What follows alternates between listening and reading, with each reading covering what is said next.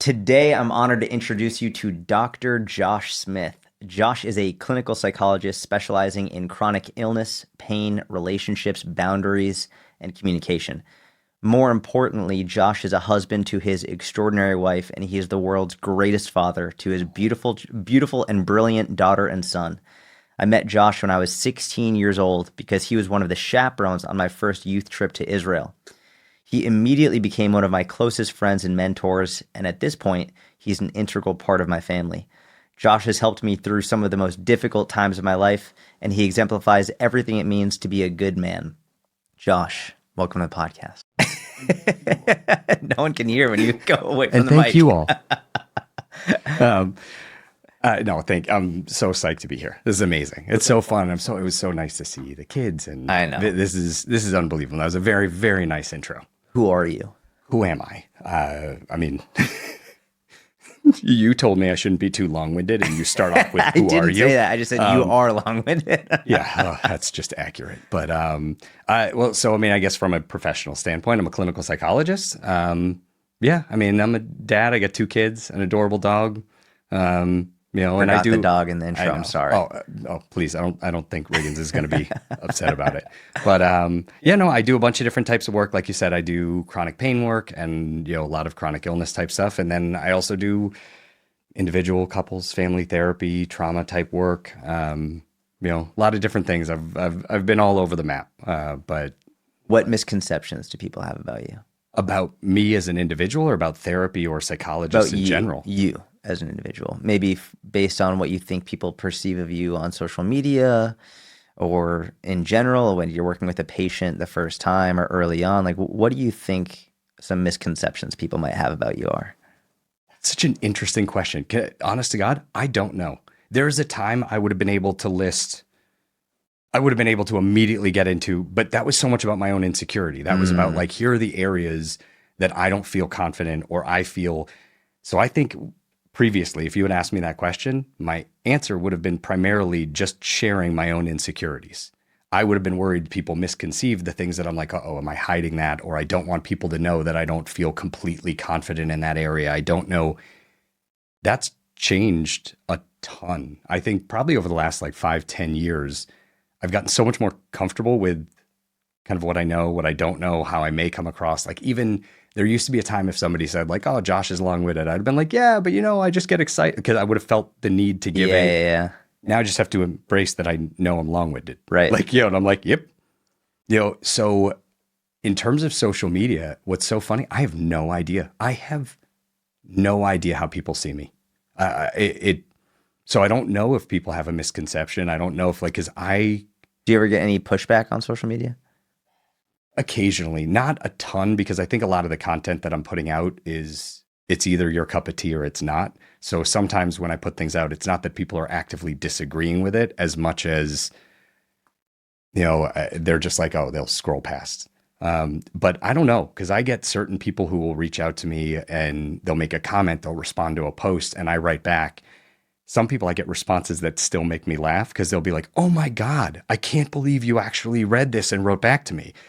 And I'm like, what? But you sent me a thoughtful comment on something I put up, which I really appreciate. And I want to return that. I want to get back to it. I still don't think I've embraced that anybody sees me in any way, shape, or form as any sort of authority or an exciting person of interest, or that still doesn't occur to me. I just still feel like I put things up and I'm like, I hope it helps somebody, or I hope people resonate with it.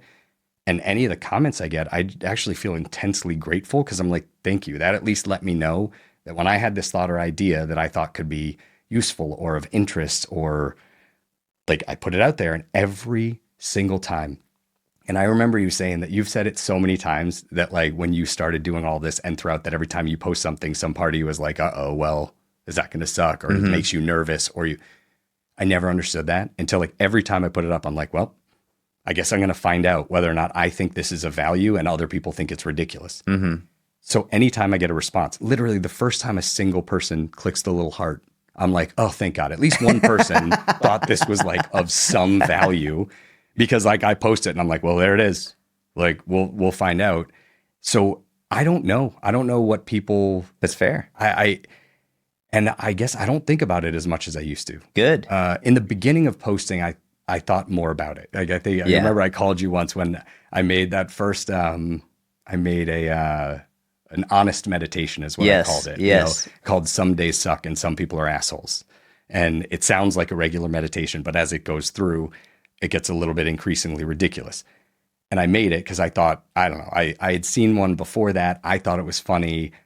And I sent it to a couple of my friends who were like, "Oh, but is it on brand?" And I'm like, I don't know. That mean, I don't have I don't even know what that would mean. I don't know what my brand is. And I sent it to you to be like, "Hey, what do you think about this? This is what somebody commented." And you were like, "F that." You were like, "Forget it. Like, who cares? Like, what brand, not brand. If you think it has value, put it up." Mm-hmm. That is pretty much how I've gone since then. Is I'm like, well, if like it occurred to me that somebody might think it's interesting, might as well put it up. And I still worry that people will look at it and think it was not useful, or that like my biggest concern lately is I'll put something up that makes total sense to me, Mm-hmm. and that it won't land, or people will be like, "I don't know what you're talking about," or you tried to give a consolidated version of it. And like, that's my biggest concern, is that people are going to be like, "What?" Like if they're like, "He's an idiot," I'm much more comfortable with that than if they were like, "I don't know what you're I talking just don't about." get it. Yeah. Right. Like, so that's probably, well, great. Now tonight, all I'll think about is I wonder what people who follow me think. I honestly like about, this answer. Like, I don't know. That's great. But I've gotten much more comfortable with the fact that like I might not be everybody's cup of tea, and I might, like, I was talking to somebody recently, and they said something about like how you find a good therapist, or how or like, well, but I want the best, and I was like, well, but that's like a really strange notion, because there isn't the best. You could meet with the foremost expert in the world in something, but if you're not comfortable with them, if you don't feel comfortable talking to them, if you don't feel comfortable telling them what's going on in your life, then that's not the best therapist for you. So it's such a weird thing, because I don't know. Like, I get some pushback every now and then. A lot of times it's when I put things up about, about toxic relationships or difficult relationships, or sometimes I'll get pushback from some people saying like, "Well, you're trying to tell me how to work something out and I don't want to work it out." And I'm like, "Right, but then you don't have to." And other times I get people who are on the reverse side, who are trying to say like, "Well, you shouldn't encourage people to go completely no contact with somebody toxic." And I'm like, well, again, I'm not telling anybody to do anything. I just want people to know that, like, just because somebody's family, if it's a terrible relationship and it makes you feel miserable and upset, it's reasonable to say, "I don't want that in my life." Yeah. And I think that unfortunately we follow these paths, and We'll get more into the toxic Yeah. relationships. Yeah. What's something you used to believe but no longer do? oh, this is gonna get us down an interesting road. Good. Let's go. Things that, I mean, one is partially what we were actually just talking about a little bit earlier. Before we started recording? Yeah, with a lot of different training, especially like at least in the therapy world, you get a lot of training, a lot of suggestions on how to go about things, and there are a ton of things that I just don't follow that I used to, and I used to follow them because I didn't have any other rule set, right? So I didn't know. So when experts and other people I was learning from said, "Here's how you do it, here's how you handle it," I was like, well, then that's how I should do it, because I didn't have my own structure. And so one of those things is any sort of personal information, sharing your own life, sharing your own. When I was in school, that was really spoken of as like, "Oh, you shouldn't do that. You really shouldn't share as a therapist your own experiences, your own, like, because you don't want to offload any of your own junk on somebody else. I don't want somebody coming in to me for support and help to feel like they have to worry about me." What I've realized is I think a lot of it was self-protective. And the things I didn't want to talk about were more things that I felt insecure or self-conscious about. And so I didn't want to bring it up, because I was worried that if I talked to a patient about my own ADHD, that they'd be like, "Oh, well, my therapist has ADHD." And like, well, I don't want a therapist that has ADHD. Like, and I think the reason I was taught was like, "Oh, you're not supposed to share that, or it could be a burden to the patient, or it could," and I don't just share anything. It's not like I sit down and I just start telling people every detail of my life. I do it intentionally, but I no longer feel like there needs to be this wall between me and the person I'm working with, where they shouldn't know anything about me or my views or and a lot of it is getting comfortable with your own Yeah. bullshit. Like, before I wouldn't have wanted to share with people that, any illness I have, any medication I take, I wouldn't wanted to talk about that because I would have felt awkward or I would have felt uncomfortable because I wasn't comfortable with it. Once I got a lot more comfortable with myself and who I am and what I realized is that I think it can be really powerful to share with somebody like, yeah, this has been my experience, or this is what's happened to me, or this. But now I have no problem talking to people about my own experience with ADHD, my own experience with migraine headaches, I don't mind sharing it because I feel okay about it. So it no longer feels like a threat to my own kind of internal processing. Yeah. So from a professional standpoint, that's probably one of the biggest, is that I don't feel the need to try and follow some rule system that other people have put forth. I feel a lot more comfortable saying, hey, if somebody's sharing something and I can connect with them or I can tell them my own experience with it and it's going to help make my point or help them feel not alone in the world, or I'm no longer like, oh, I'm not supposed to do that, because I'm like, yeah, we've all had those moments. We've all had moments where we feel really down or really sad or really angry or really frustrated or scared that we've made a wrong choice or unsure. And I think this perception that if you hear from another person that they felt the same way is kind of a like, oh, no, now you're making it about you. No, I think people want general connection. There's all this stuff that we all experience, but it's like, oh no, we keep it quiet and then it makes people feel like they're the only one. Mm-hmm. And like, nobody wants to feel that way. That's why I went out of the way to talk about me using a GLP-1. Mm-hmm. The number of messages, like hundreds, if not thousands of messages from people being like, I'm taking one, but I don't tell my spouse. I don't tell my friends. They just keep it secret out of fear of judgment. But as soon as I said it, they felt like, oh, it's okay for me to talk about it. It gives you permission to, oh, okay, so I'm not alone. I feel like so much of these issues stem from feeling like you're the only one. Yeah, nobody wants to feel that way. Mm-hmm. Like, who wants to be able to be whatever it is, whatever medication it is, whatever, like, and feel like they're alone or feel like they're the only one? Like, I mean, we've talked about that with parenting, mm-hmm. that when you're a new parent, everybody gives this perception, oh, it's magical and it's amazing, and it is. And it's also intensely difficult and way overtaxing. And every parent I know has had those moments where they're like, uh-oh, I think I may have ruined my life. Right. And they're like, maybe this is like, and then they're like, uh-oh, what did I just think? I just had this terrible thought about like this unbelievable baby that I love. And how could I have thought that? But so then nobody says it. Mm-hmm. Nobody then, when they're talking to somebody else about new parents or is like, hey, just know it's hard. And there are moments where you're going to hate it. And there are things where you're going to be like, can I handle this anymore? But nobody wants to say that. So even if you go into a group, a parent support group, where people start is always saying, okay, well, if I have 10 items on my list, but like the top 3 items I'm worried are bad or make me a bad person or a bad parent, I'm not going to talk about those. But that means everybody goes to however far down the list of severity before they hit their comfort zone. So that means, where do a lot of people start? Well, I haven't been sleeping as much and that's been tough because that feels safe. But like that might be like all the way down at the bottom of that important list. And what they're not sharing is kind of a like, hey, I cry every night before I go to sleep, and when I hear the monitor make a tick, I all of a sudden feel scared, or nobody wants to talk about that on day one. And so it takes a lot to get people but I think the more often somebody will say, yeah, I feel that way. Yeah, it just makes everything feel more normalized. And when we clean everything up and only give this feels safe because I'm like nervous about that own insecurity, yeah, it's tough.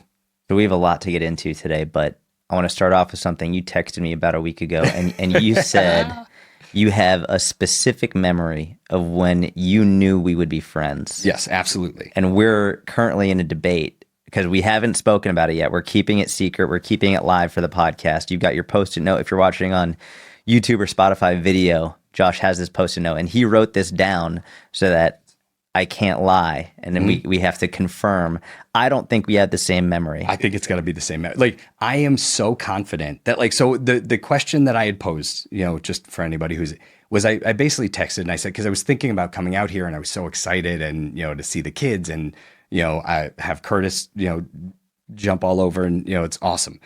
And I was like, yeah, I have an active memory, a very clear memory of the moment when I was like, yeah, we're going to be friends. We're going to be friends for life. We're good. Like, and I Okay. just kind of knew it. And I'm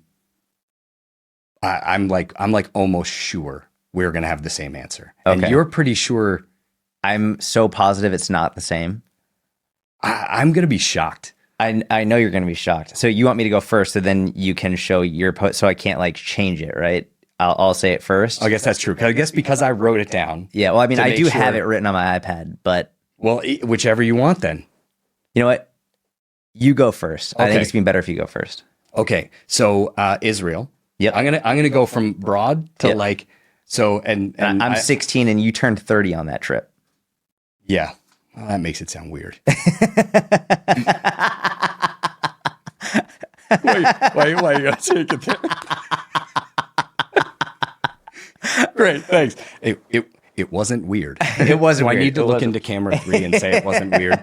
No, so yes, yep. I turned 30 on that trip home. You were 16. That's I was crazy. 16, yeah.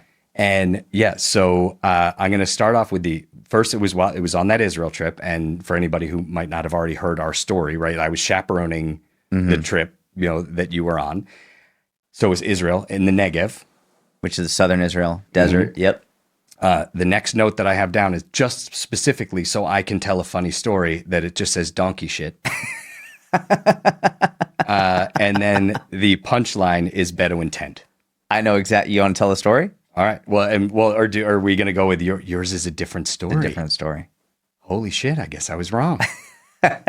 Well, now I I'm told you you're super going to be curious. shocked by my story. Okay. So then the story, as it goes, that was while we were in Israel. One of the things that we had done is out in the Negev. We'd take this trip where you could walk on. You basically got to ride camels. Yeah. What we didn't And know donkeys. is what we didn't know is that there's only so many camels. So half the group rides out in whatever direction we were going on the camels, and the other half have to ride on donkeys, and then you switch.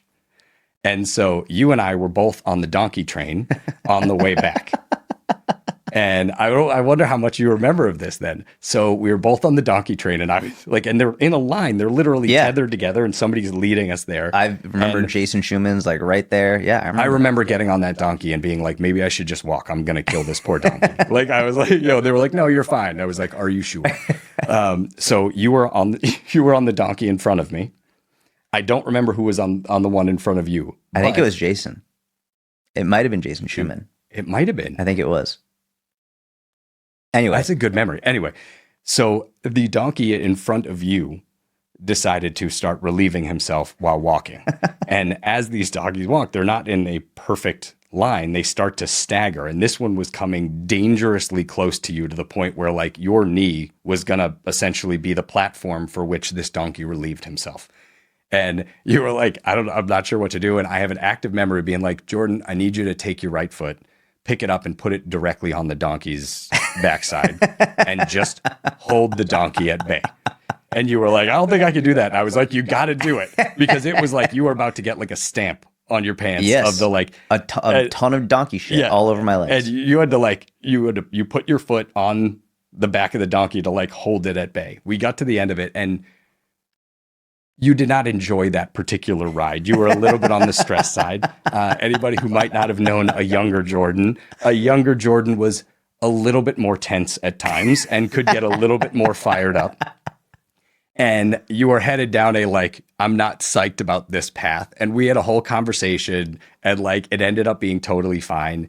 And then that night we were staying in like a Bedouin tent. We had this like traditional meal. Yes. And I remember the bread being like the tea and the amazing. And the tea. Yeah. My God, that was, but like, and that night we had this like big long conversation. It was around wrestling and some of the like, some of your experience with wrestling and the team and getting like, and we had this whole big long conversation. And I was like, I like this kid.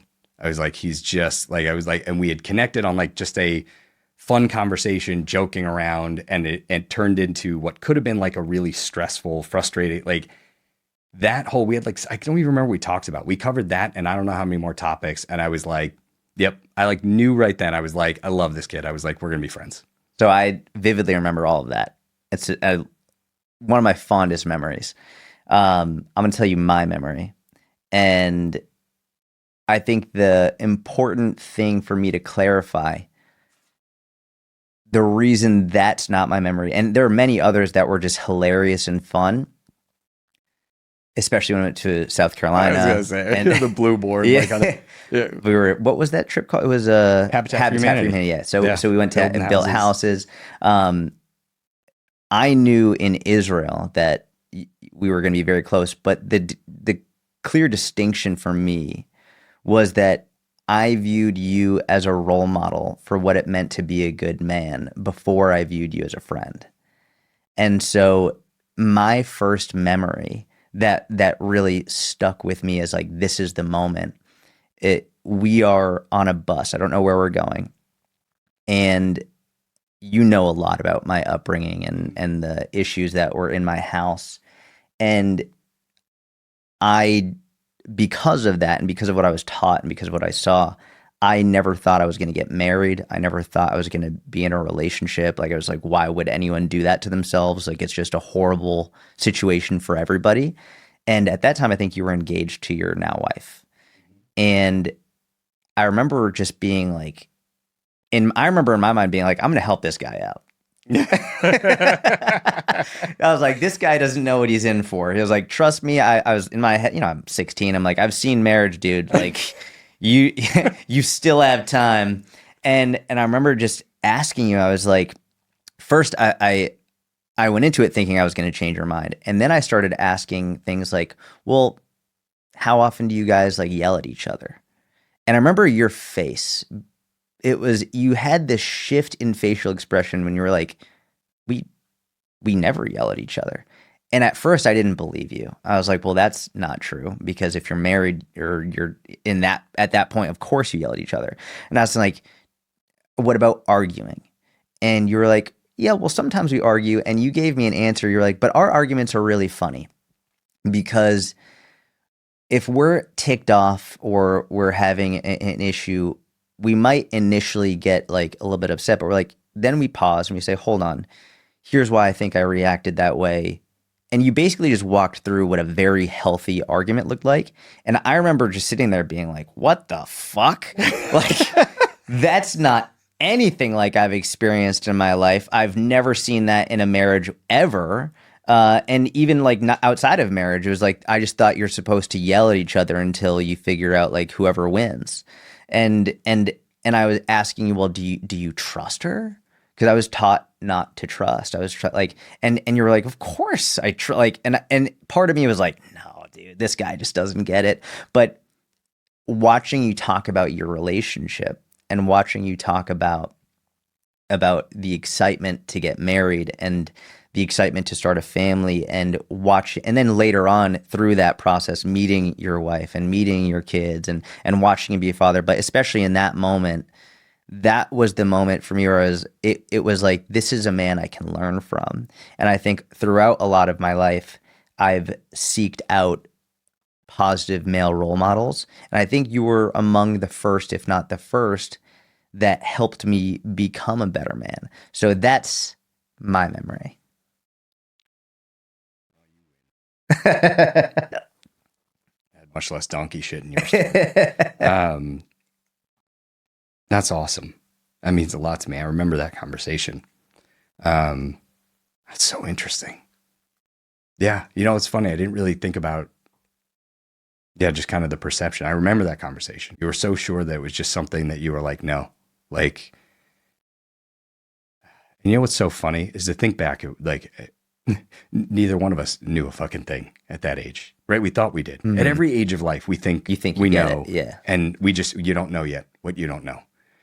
And I remember that conversation. And the main thing I remember about it was I remember being like, I didn't want you to feel so committed to any one choice. I remember being like, oh, he's so sure. And what I was worried about was that you would close yourself off to it. That you were like, hey, even if it comes, I'm going to actively avoid it. The more I care about somebody, the more likely I'm going to be like, I have to avoid it because it just ends in ruin and heartbreak and hardship. And it's funny because I actively remember, and that was right at the very beginning of kind of my very significant relationship. So I was having an experience where I'd come off of having been dating for a long time and being like, maybe it's just not there. Maybe like my standards, my expectations, maybe like I just haven't, maybe that like I'm being unrealistic. So I was likely on the other spectrum of, being almost overly optimistic, Yeah. but I remember it. I remember because I was like, oh, I just didn't want it to be not an option. And in hindsight, what's so funny is I probably would have given you similar advice, but the advice wouldn't have been like, you have to get married, or that's like, Yeah. now what I would tell people is like, hey, just make sure both are viable options. Get married, don't get married, as long as it's what works for you and what makes you happy, that's all that matters. Like, you don't want to get married because that's what you're supposed to do, and because that's what like society and culture has said like is the right path. That's nonsense. This whole notion that there's one path that you're like supposed to go, like, nope, there is no one path. There's infinite paths, and there's so much pressure to follow the known. And I think that in that moment, I just didn't want it to be something that you were like, no, there's no possibility. But honestly, like, yeah, it's interesting because I remember having that conversation. And also, like, then we can get into how that's changed over time of Yeah, like, of course. oh yeah, because if you asked if my wife and I argue right now, I would be like, yeah. And if you were like, oh, but is it a nice, funny way? No. Sometimes we stupid argue. Like, there are times where in the middle of an argument, and I, in my brain, believe with every fiber of my being I'm right. And intellectually, because right, emotion and intellect don't speak the same language. Intellectually, I'm like, this is stupid and it doesn't matter. Emotionally, I'm furious and I'm like, no, and I'm right. And I'm like, I know it doesn't matter. And like, it's like so hard sometimes to separate that out. Yeah. And I do think there are those moments when we've all had those days where you have an argument and like not even 2 weeks later, you're like, I couldn't even tell you what it was about. I could tell you I was angry, and I could tell you I thought I was right, and I can't even really remember how we got into it. And it's like, if within 2 weeks you can't remember, then it wasn't important. And like, but yeah, I mean, I wrote this quote down. I was going to bring it up later, but might as well talk about it now. I said you were discussing relationships and how arguments are inevitable. They're part of it. But one thing you tell patients to do is ask if they care more about the person they're arguing with, or if they care more about winning the argument. And my question there is, how do you know when it's worth it to argue or if you should let it go? Short answer, I don't know. Honest to God, I don't know.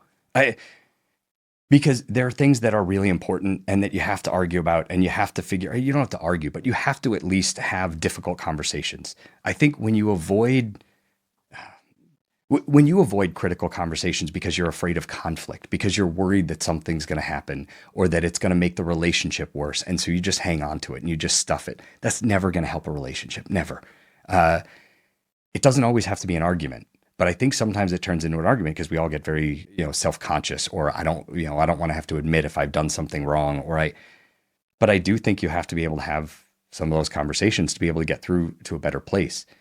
Then there are times where, listen, some arguments, you should drop. Like, one of the dumbest arguments I have over and over again in my household is about the dishwasher.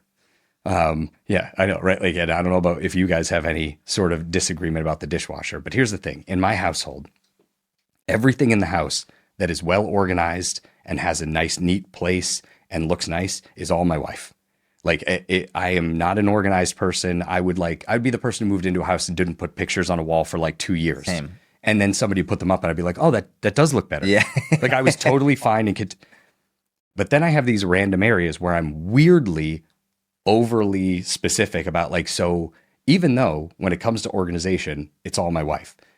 When it comes to the dishwasher, I think she packs a dishwasher like a sociopath. Though, like, she just like, there's no rhyme or reason, there's no system, there's no like, and I'm more like, so I very frequently will repack the dishwasher. Even as I say it, I know how stupid it is. Like, but there are times where both of us will get irritated because, like, she'll come into the kitchen. I've said nothing.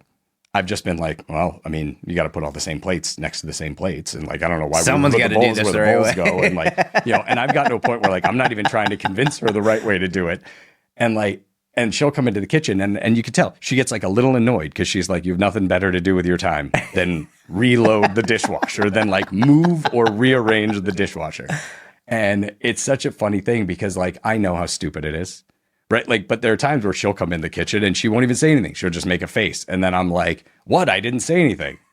Neither did she, right? But like, we have to admit that like, I'm doing something that indicates that like, I don't think you did it right. And like, it's, anytime I've ever put anything up online, by the way, about the dishwasher, I get the best conversations because this is apparently a like across the board. Yeah. Like somehow lots of couples have the one person who loads a dishwasher where they're like, bowls can be facing, upright. And it's like, and somebody else who's like, then they'll never get clean. Yeah. Like, somehow, like, there's the people who are like, can we just put the forks with the forks? And they're like, and other people are like, just throw it all in. It's fine. Like, but like, it's things like that intellectually I know are like, they don't matter. Yeah. But in that moment, sometimes it's this like subtle irritant, and how do you know when to fight or not when to fight? I mean, one, if it's important to you, if it's things that are important to you about your life. I feel like that's dangerous though, because anything can be emotionally made out to be seem to be important. And that's where, like, honestly, that's why I said I don't know. And the post you're referring to, I think, is I put something up once that is a post that says, I care more about you than I care about this argument. It's that post.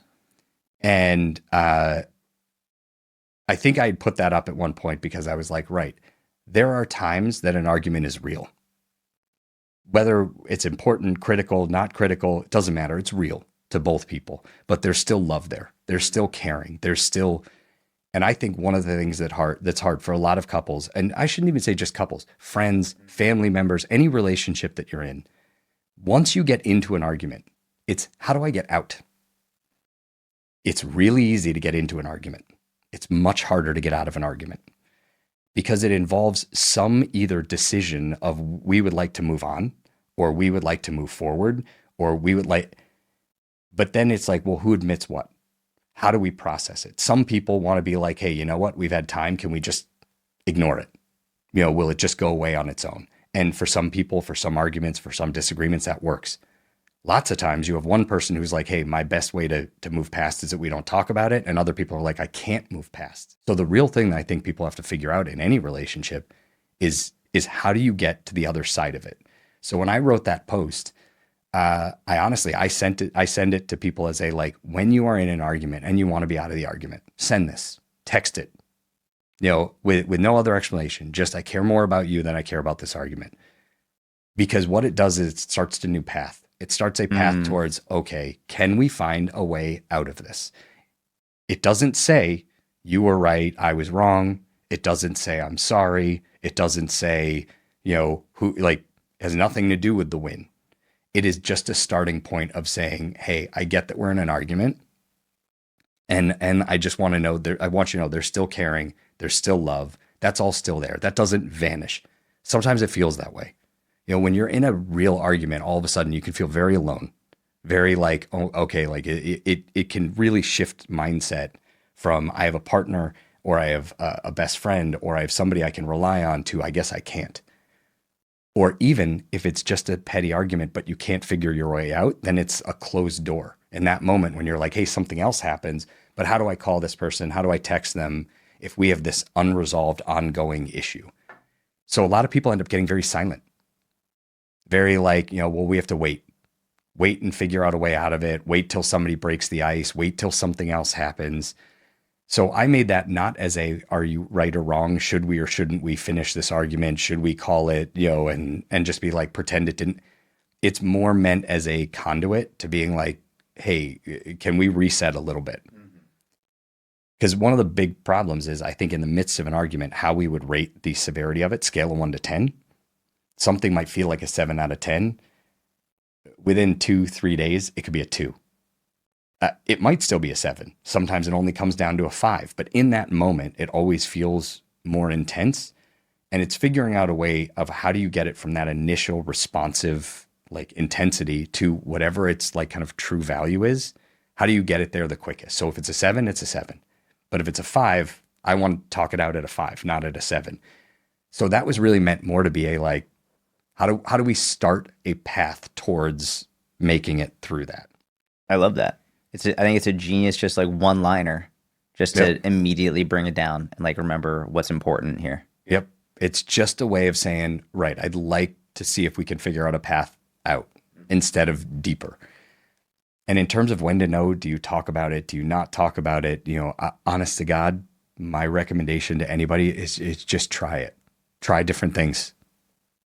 Like if you're not sure, try it. If you say, hey, like maybe can we text about it? Try it. You don't have to come up with a system, work it out in your mind and know it's going to work perfectly. If something's not working, try something different.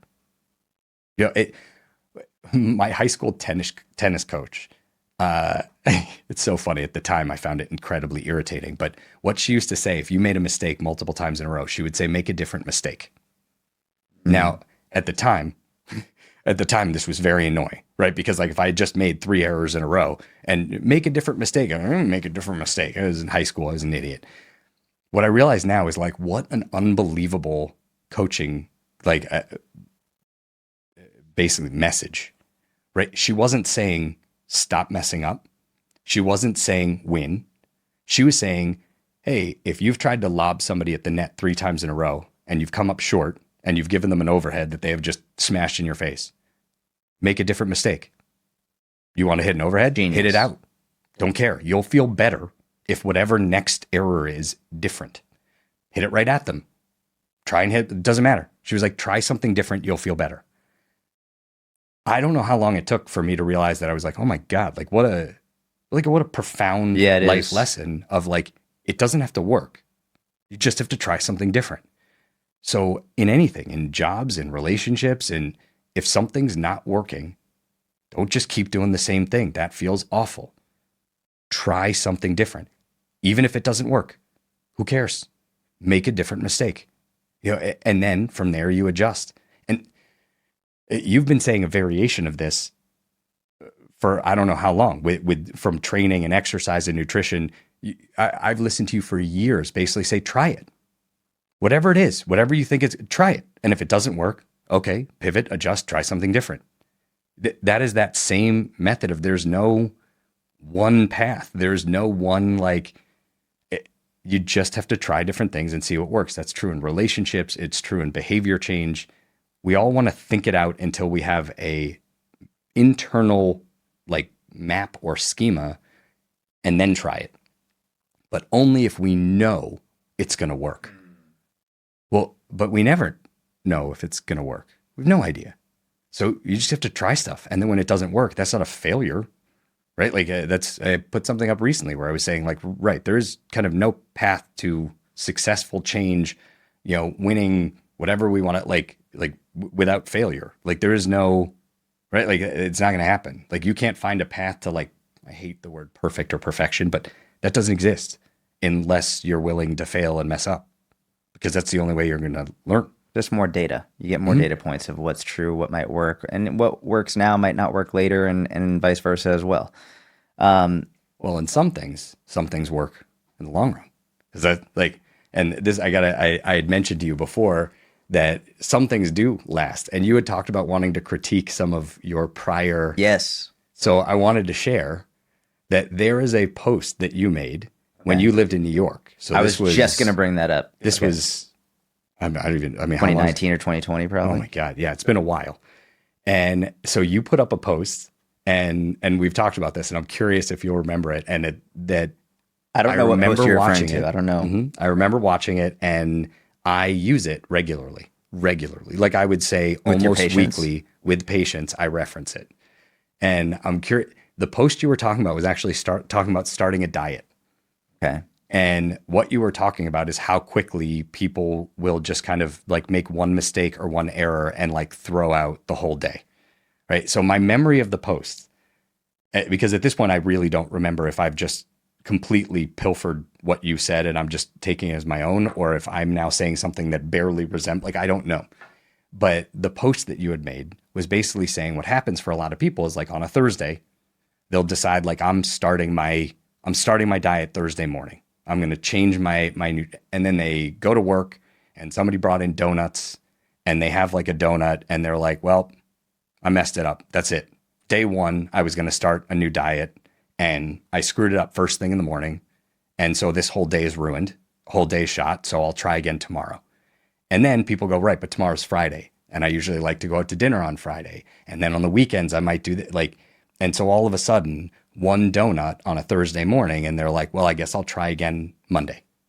And they've now delayed the start of their, of this new system, this new diet, they've now delayed it from Thursday to Monday because of a donut.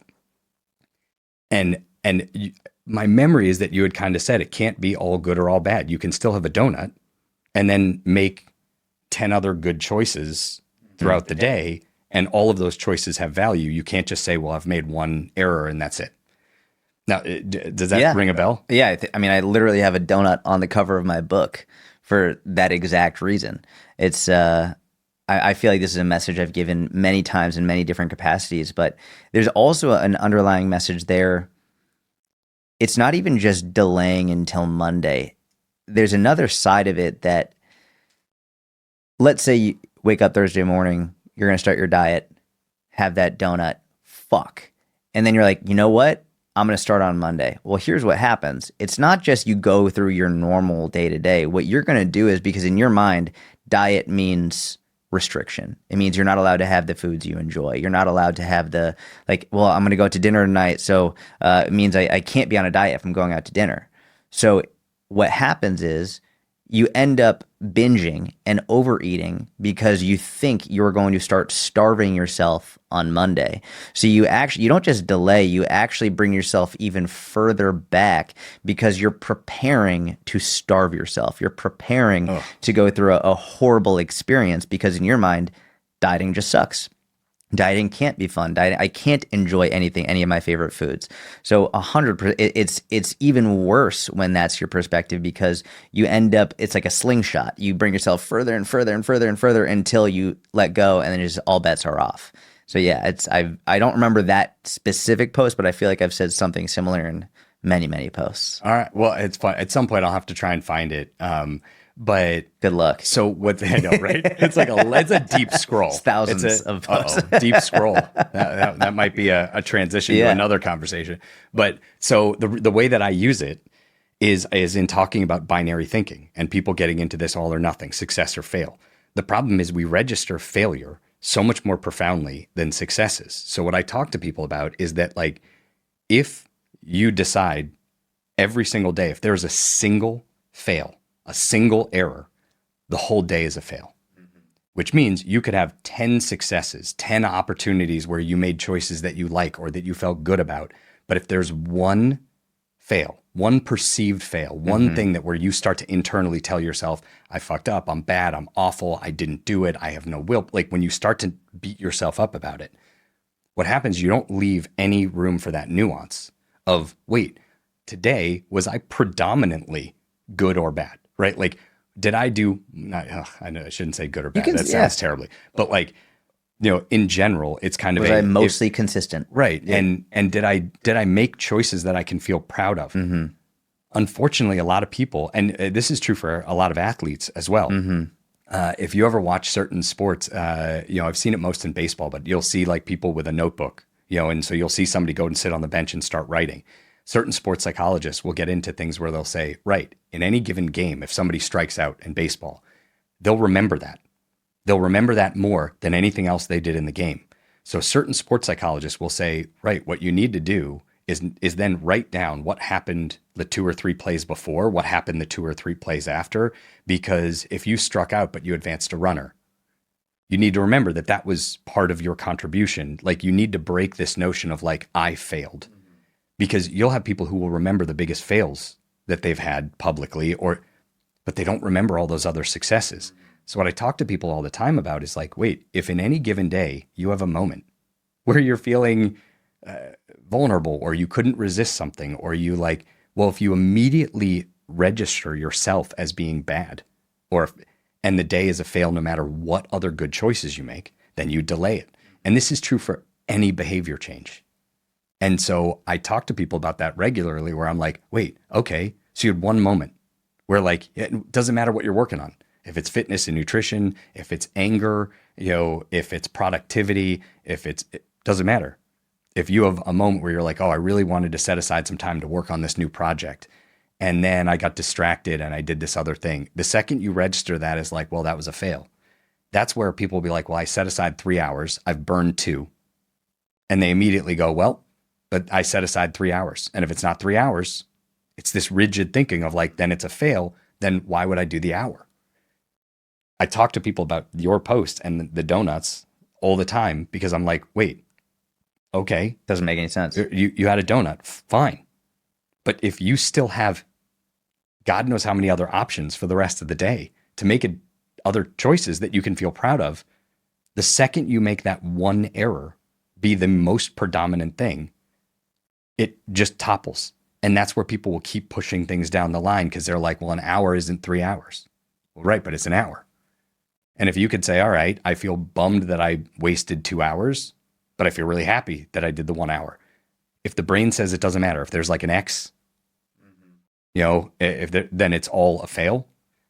It makes it so hard to enact any change whatsoever. It's also ironic because the people who struggle with this the most, if their friend came to them and told them their story to their face, they would be the first one to be like, it's not a big deal. You had a donut. Just like get right back on track. You had the rest of the day. It's not a big deal. Or you had 3 hours, but you still have an hour. Go on a walk, get a little lift in, like do something. But when it's themselves in their own brain, they are the worst to themselves. They slash themselves down. They make them feel like a failure, which is one of the reasons. And this is something I did. I got this from you.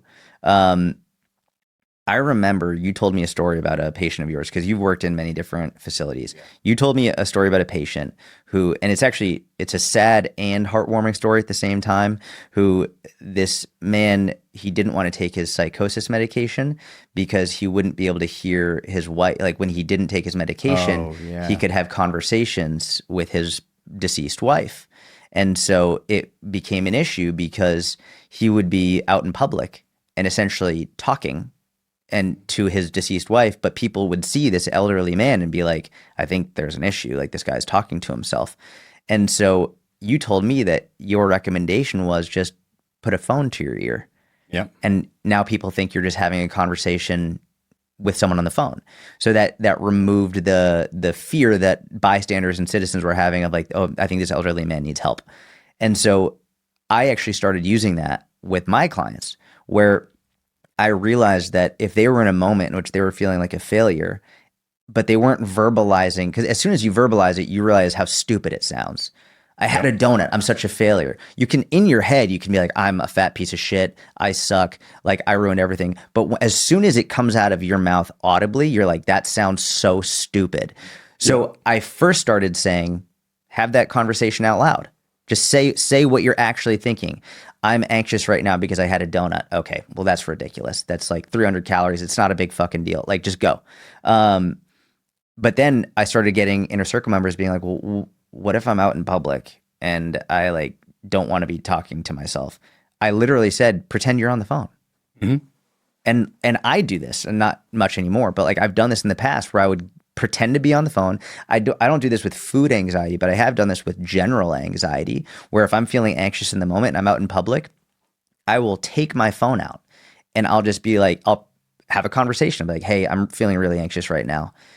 And it's because this happened and this happened. I'm just worried about where this is going to go. I will talk to nobody on a pretend phone call and immediately feel better because I've verbalized it. And now I realize how basically silly it sounds. Or if it isn't silly, I've now just essentially been able to verbalize it. And there's something cathartic to just speaking it as opposed to internalizing it and letting it swirl around inside and just you feel anxious and stressed and worried. That's something that I've used for many years now, and it works incredibly well. That's awesome. It's so cool to hear something like that, right? Because that's a story from so long ago. Yeah.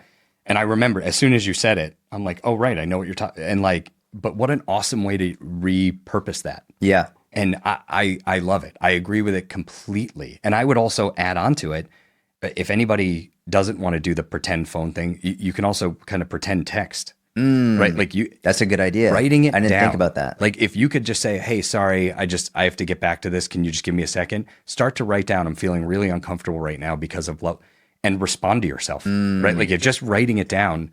I heard recently, I heard somebody talking about the concept of shame. And what they were discussing is that the core component of shame is that it's internal, it's a secret. And that the number one antidote to shame is saying it out loud. The second you say it out loud, it's not shame. The reason we don't is because we're afraid of embarrassment. When it's internal and it's a big secret, it's shame. When you say it out loud, the real concern is that there will be some form of like, I'm embarrassed by this, or I feel Judgment or whatever. Yeah. which comes back to how we treat ourselves versus our friends, right? Like I can't remember the name of it. They're like the golden rule is the like do unto others as you would want them to do to you. There's some other rule where people say, well, but right, you should also treat yourself the way you treat others. Because the truth is, right, if your best friend calls you and says, this is what I did, and this, like, nobody's ever gonna be like, wow, you're a piece of shit. Like, no, Yeah. they're gonna be like, hey, okay. Most people wouldn't speak that way to their worst enemy. Right. But we do to ourselves constantly. And it's just, I think a lot of it comes from we are fed nonstop data and information about what we're supposed to do, what success is supposed to be, what, I mean, and which brings us to that whole social media conversation of like, when what you're given is that people don't experience this. People don't have this embarrassment. People don't experience. Yes, they do. It's just silent, right? I mean, it's why there are certain. God, there's such positives and such negatives to some of what social media has brought out. The positives are, some of the people who have really, kind of exploded for good reasons are the ones who are like, right, I'm sharing all of those inner truths, all of those honesties out loud. Where all of a sudden, like in the chronic pain and chronic illness world, there are massive communities of people who have been suffering with conditions that you can't see. And they're like, right, but how would you know if other people have it? And you're not going to bring it up. You're not going to be sitting around dinner and be like, hey, does anybody else have this GI condition? Does anybody else have, endometriosis? Does anybody else have fibromyalgia? Does anybody, like, people don't just bring that up, but you can't see it. So it just exists as this internal shame. So the nice part of social media is when people have been able to say, hey, let me share things I struggle with. Like, communities explode around them because they're like, whoa, there are people who feel this way, right? The groups that I run for chronic pain, it's not a specific pain. I have people who have completely different types of pain presentation. Doesn't matter. They're just so excited to be in the company of people who get it. And that's the nice side of it. The downside of it is when you have these shame or embarrassed moments, or if what you have to compare yourself to is a non-realistic, only the best moments view, whether it's on Facebook or see, that's where I show my age. I like Instagram or like, TikTok, whatever. Right. Yeah. There are people listening going, you still use Facebook? Like, but it gives like I still joke around that anytime we do like a family vacation or anything like that, from now on, if I'm going to put up a grouping of photos, I'm also going to put up the pictures of like the ice cream cone on the ground and like snot running down your kid's face and crying. And I'm like, I want all of it in there. It'd be like, yes, this is the pool that we went to. This is the full meltdown that happened. This is the ice cream I purchased just to stop the meltdown. Like I want all of it in there, not just the highlight moments. Yeah. But yeah, and I know you and I have talked a bit about the addictive component of scrolling. Let's talk about that, like the addictive aspect of doom scrolling, because you highlighted some of the positives of social media, but let's go into some of the negatives and like what you think we should do about it. Well, I want to start by hearing a little bit more about, it was like about a month ago, you had put something up where you had said that you were going to try and reduce the frequency that you were doom scrolling. And that's what started a little bit of a conversation that you and I had. I put it in the inner circle because in the beginning of the month, we had a positivity challenge where anytime you notice yourself having negative feelings or emotions, et cetera, whatever it is, like recognize them, but let's shift it into something we can find positivity out of, optimism. And I noticed myself failing miserably in this positivity challenge. And so I posted the inner circle. I was like, hey, we're about halfway through the month. I am failing miserably. And the issue is 100% scrolling on social media. There has never been a time in the last 2 weeks of this month, but probably in the last year, 2 years on social media where I've gotten off social media feeling better than when I got on. And I was like, I'm going to stop doom scrolling. And I essentially replaced it with chess. So anytime I'm about to go on social media, not like if I'm going to post, I'll post. If I'm going to answer questions, I'll answer questions. But if I'm just going to be on there to scroll, no, I'm going to go play chess instead. And so that was about a month and a half ago. All right. And how's it been going? Great. All right. Feel Like infinitely better. the initial stoppage, what are the things you noticed?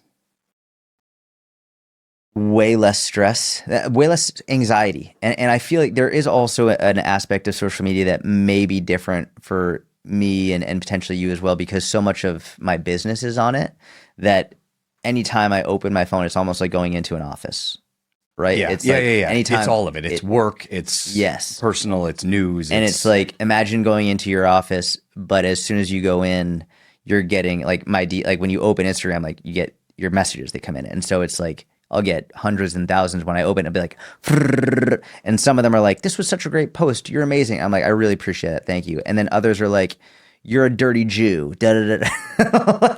And it's just like 100 as soon as I open it. So even if I'm going on to make a post, I'm just inundated with like a bunch of messages and opinions. So you walk into your office and you have hundreds of people yelling at you.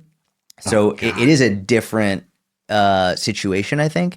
But for me, even aside, messages aside, comments aside, that stuff aside, purely what I'm seeing in my feed, I just wasn't feeling good. It wasn't good news. It was all divisive rhetoric.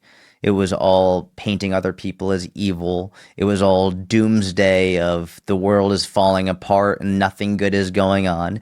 And meanwhile, I put my phone down and I've got my two beautiful daughters running around the house and I've got my wife and I've got Curtis. It's just like there's so much beautiful right in front of me and I can't see it.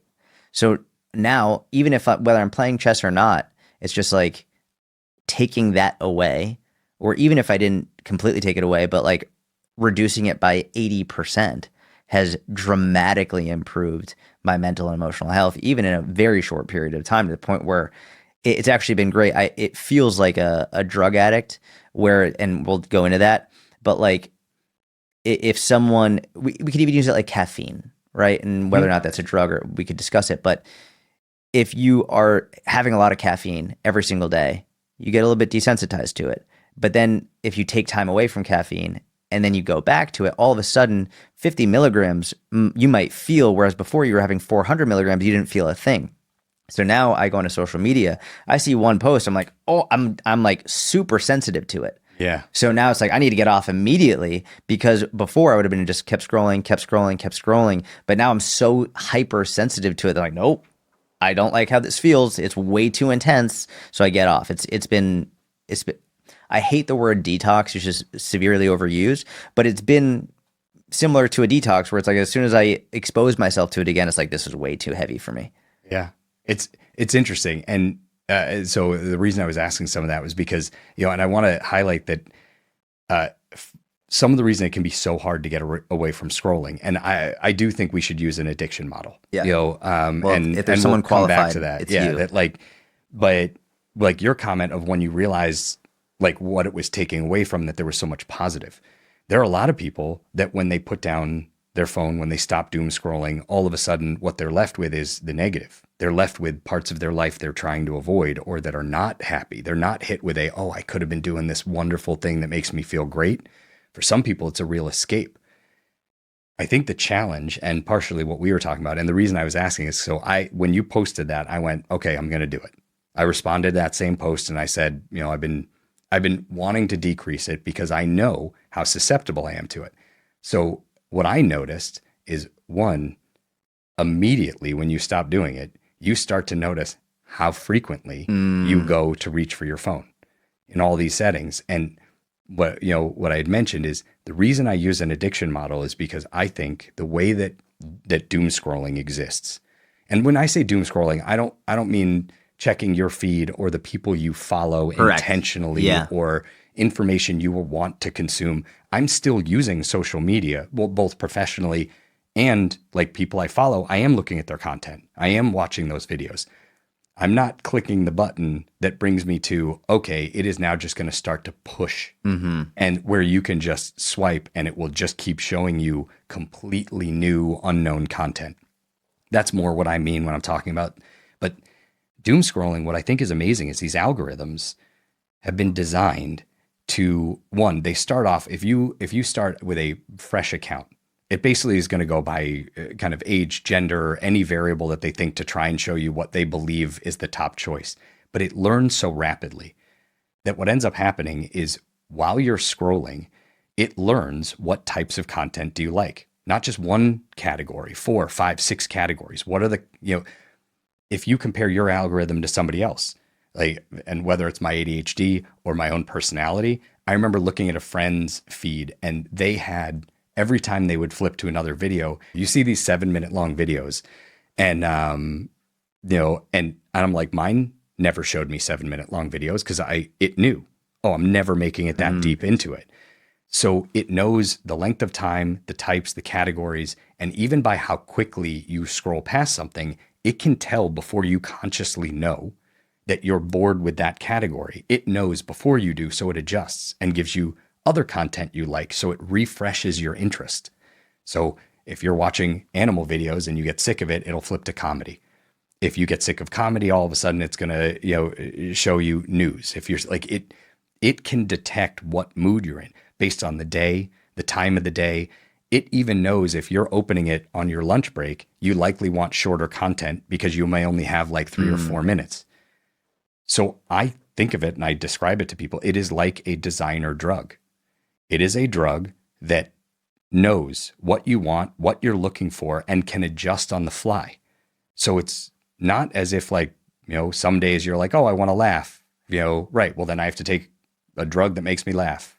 Like, obviously metaphorically, this can do any of it. It can match whatever you want.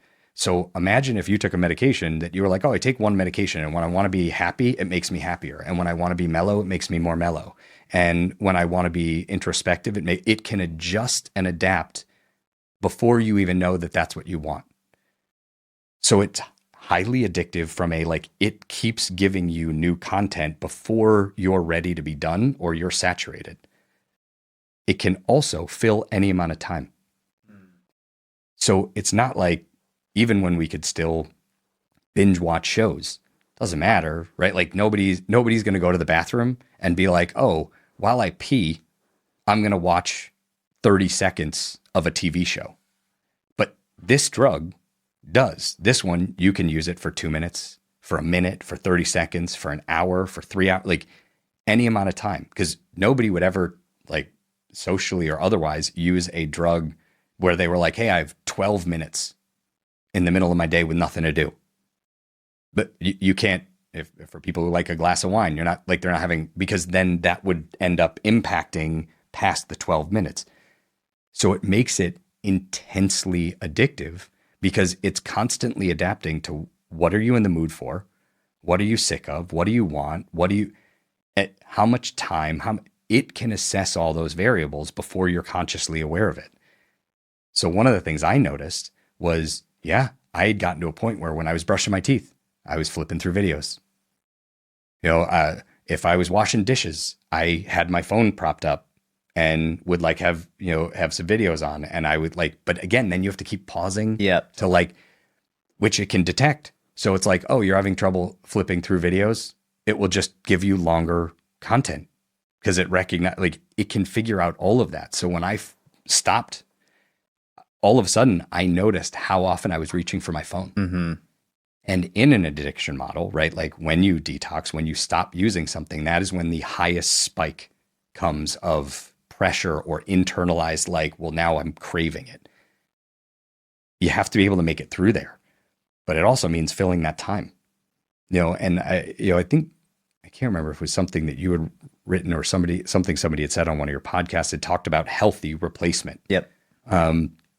And that's so for anybody who's trying to break away from doom scrolling, because I would bet the vast majority of people listening to this have had an experience where they get in bed and they're tired, but not quite ready to go to bed. And they're like, oh, I'll flip through for a few minutes. And then an hour and a half later, and they've just been, and now you feel gross and feel terrible. And you feel like, oh my God, I literally I could have been sleeping. I could have been and I didn't even want to be doing this. I didn't even enjoy it.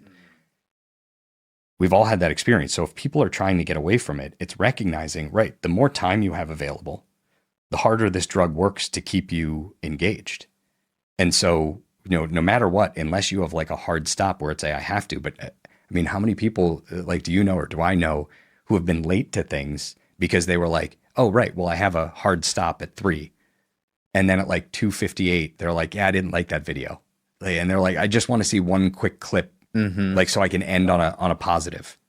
And like, so, and then all of a sudden they'll find themselves 5 or 6 minutes late. They're like, shit, I didn't mean to do. So if it's a habit you want to break, one, look for healthy replacement, right? You don't have to just go cold turkey and then be like, well, what do I do now? And there is going to be a huge surge, a huge desire or interests to like kind of, turn it back on, to flip a little bit. Like subconscious, like you notice just the pattern of your hand moving. Just you open your phone and you immediately go to the app, or like you're just like you're reaching forward, like, why am I doing this? Like, why is my hand traveling there without me thinking about it? It's often like I think people aren't even aware that they're craving it. Yeah. You know what's an interesting exercise is, and this will not work for everybody because, again, if your phone is work or you need to stay connected or you need to, because people will periodically like close down all the apps that they have and shut their phone to restart it. Turn your phone off, don't turn it back on, and put it in your pocket or put it wherever you usually put, and wait and see how long it takes before you pick it up to see, and then ask yourself, is it worth turning your phone on? Like, and if you're like, no, That's a great I was idea. checking my calendar for the 9th time because I had nothing else to do. I don't need to check it. It's just a habit. Or people will notice that they open their phone up and try and unlock it, and they try and unlock it 3, 4, 5 times before they're like, oh, right, it's off. Which means they're doing it reflexively. They've learned this as a behavior, right? Like you go to the bathroom, you take your phone out, you go to unlock. We're not even doing that consciously. So you'll notice if people shut their phone off and put it in their pocket and carry it around with them, how long is it before you pull your phone out and you've forgotten that it's off? And I mean, again, it's not realistic for everybody. Right. But one of the things I think that's so interesting about it, so for me, it took a little while. I had to replace it with something. So I've been listening to audiobooks and like fun, like beach read kind of, which I then will read at night. And just for anyone listening, I am not an avid reader. This is not like I told you yesterday that like I think in the last like since my daughter was born, and she's 13, I think maybe I'd read 3 or 4 books total in the last like 10 years. Well, not professionally. Professionally, I read stuff all the time, but I mean for fun. Enjoyment books, yeah. I'll find like one book that somebody recommended that I love. I'll read it, and then I like don't read again for 3 years. So this is all very new for me, but like I needed to replace it with something. And so I was like, yeah, I've been wanting to get into it. So I've started listening to books. So you don't have to just end it and be like, oh, great, now I'm doing an effort in mindfulness and I'm just sitting here and watching rain hit the window.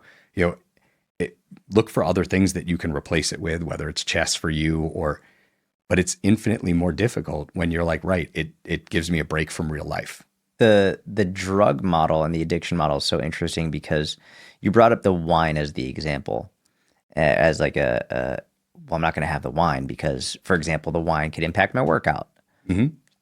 Whereas with social media, not only like could you do it before, people are scrolling during their workouts. They do a set, scroll, do a set, scroll. And then how many times you've been scrolling and be like, holy shit, I've been resting for 12 minutes. Like I didn't even realize that was supposed to be a 2-minute rest. I'd turn it a 12-minute rest. Yeah. And it doesn't negatively affect your workout in the same way that wine would or marijuana would or anything like that. But there are obviously effects, but it's not impacting you in the same way where you could just put it down. Cool. I'm going to do my next set. No problem.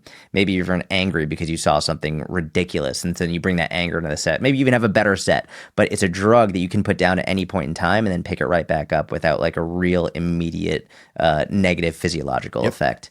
And it's, I see people driving and scrolling.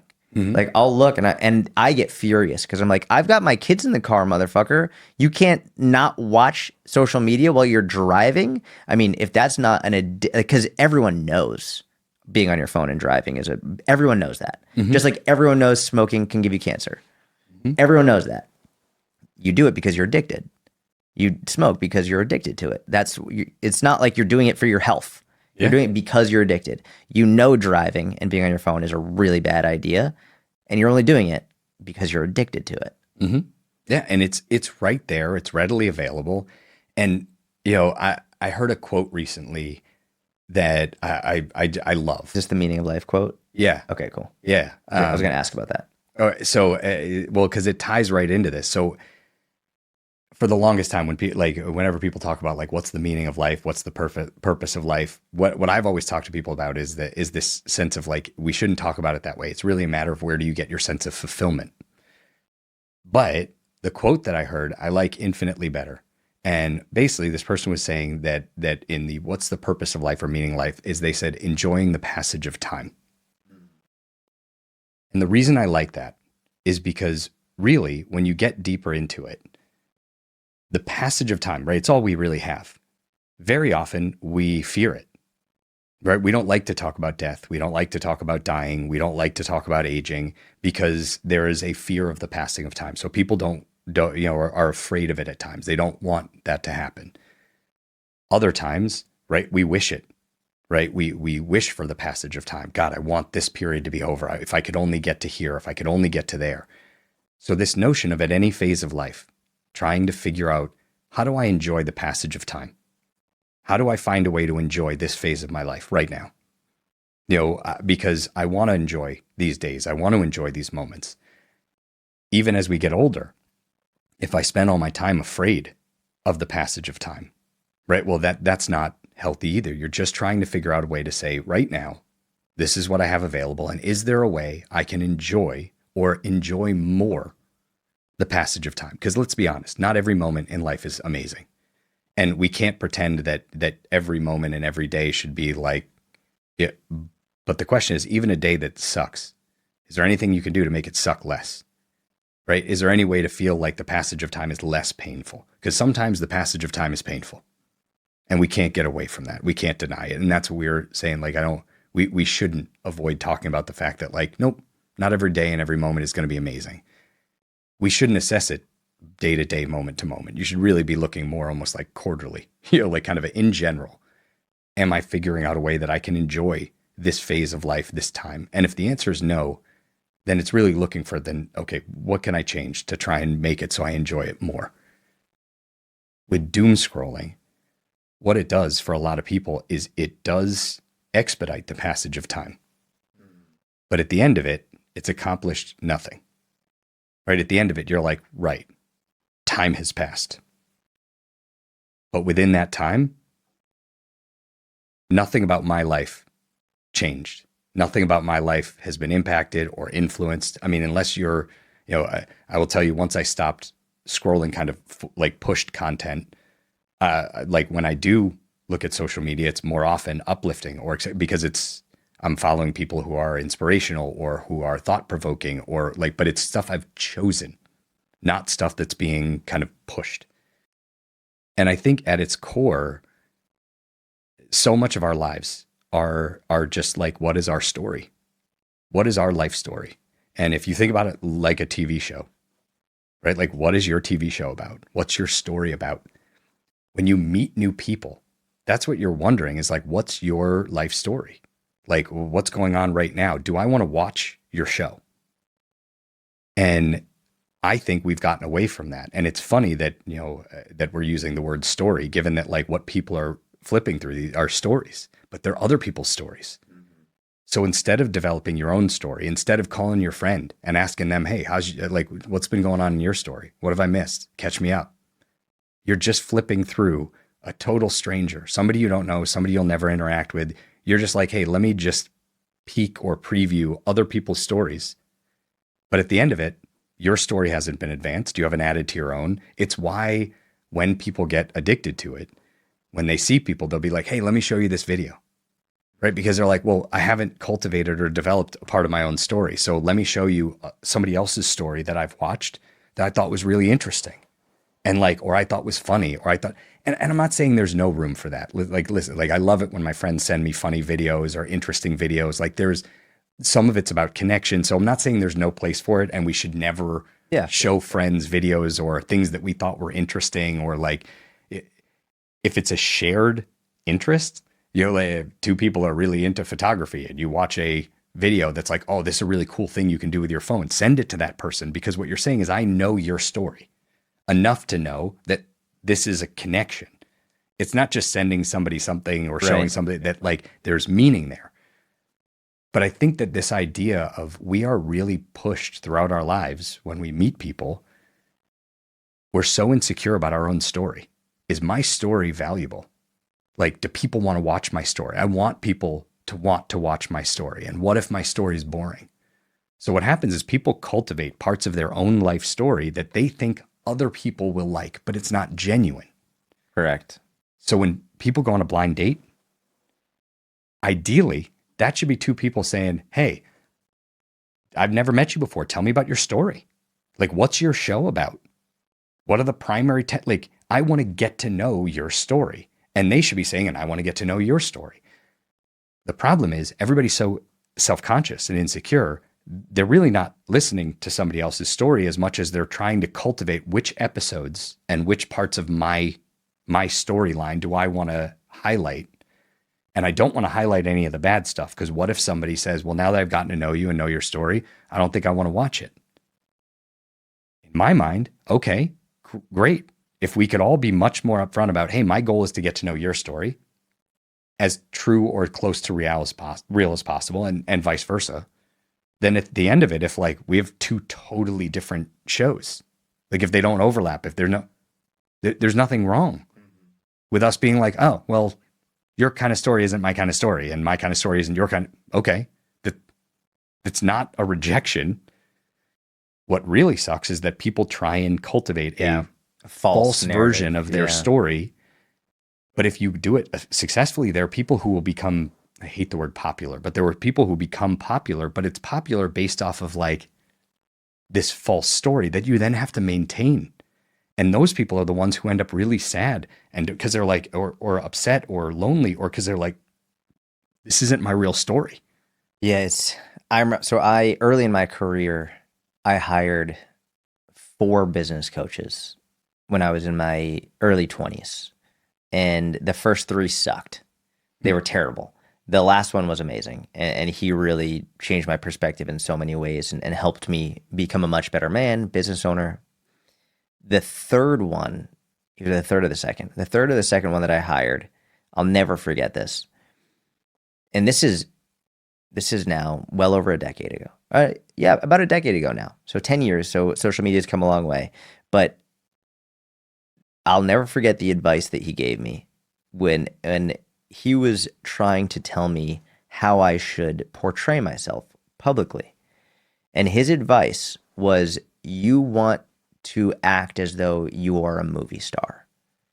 You want to act as though your life is perfect. And you want to show people a life that they're jealous of. That's a life that they want to live. And I remember hearing that and being like, that doesn't sound right. That does not sound right. That doesn't sound good at all. And I very quickly was like, all right, I need to find a new coach.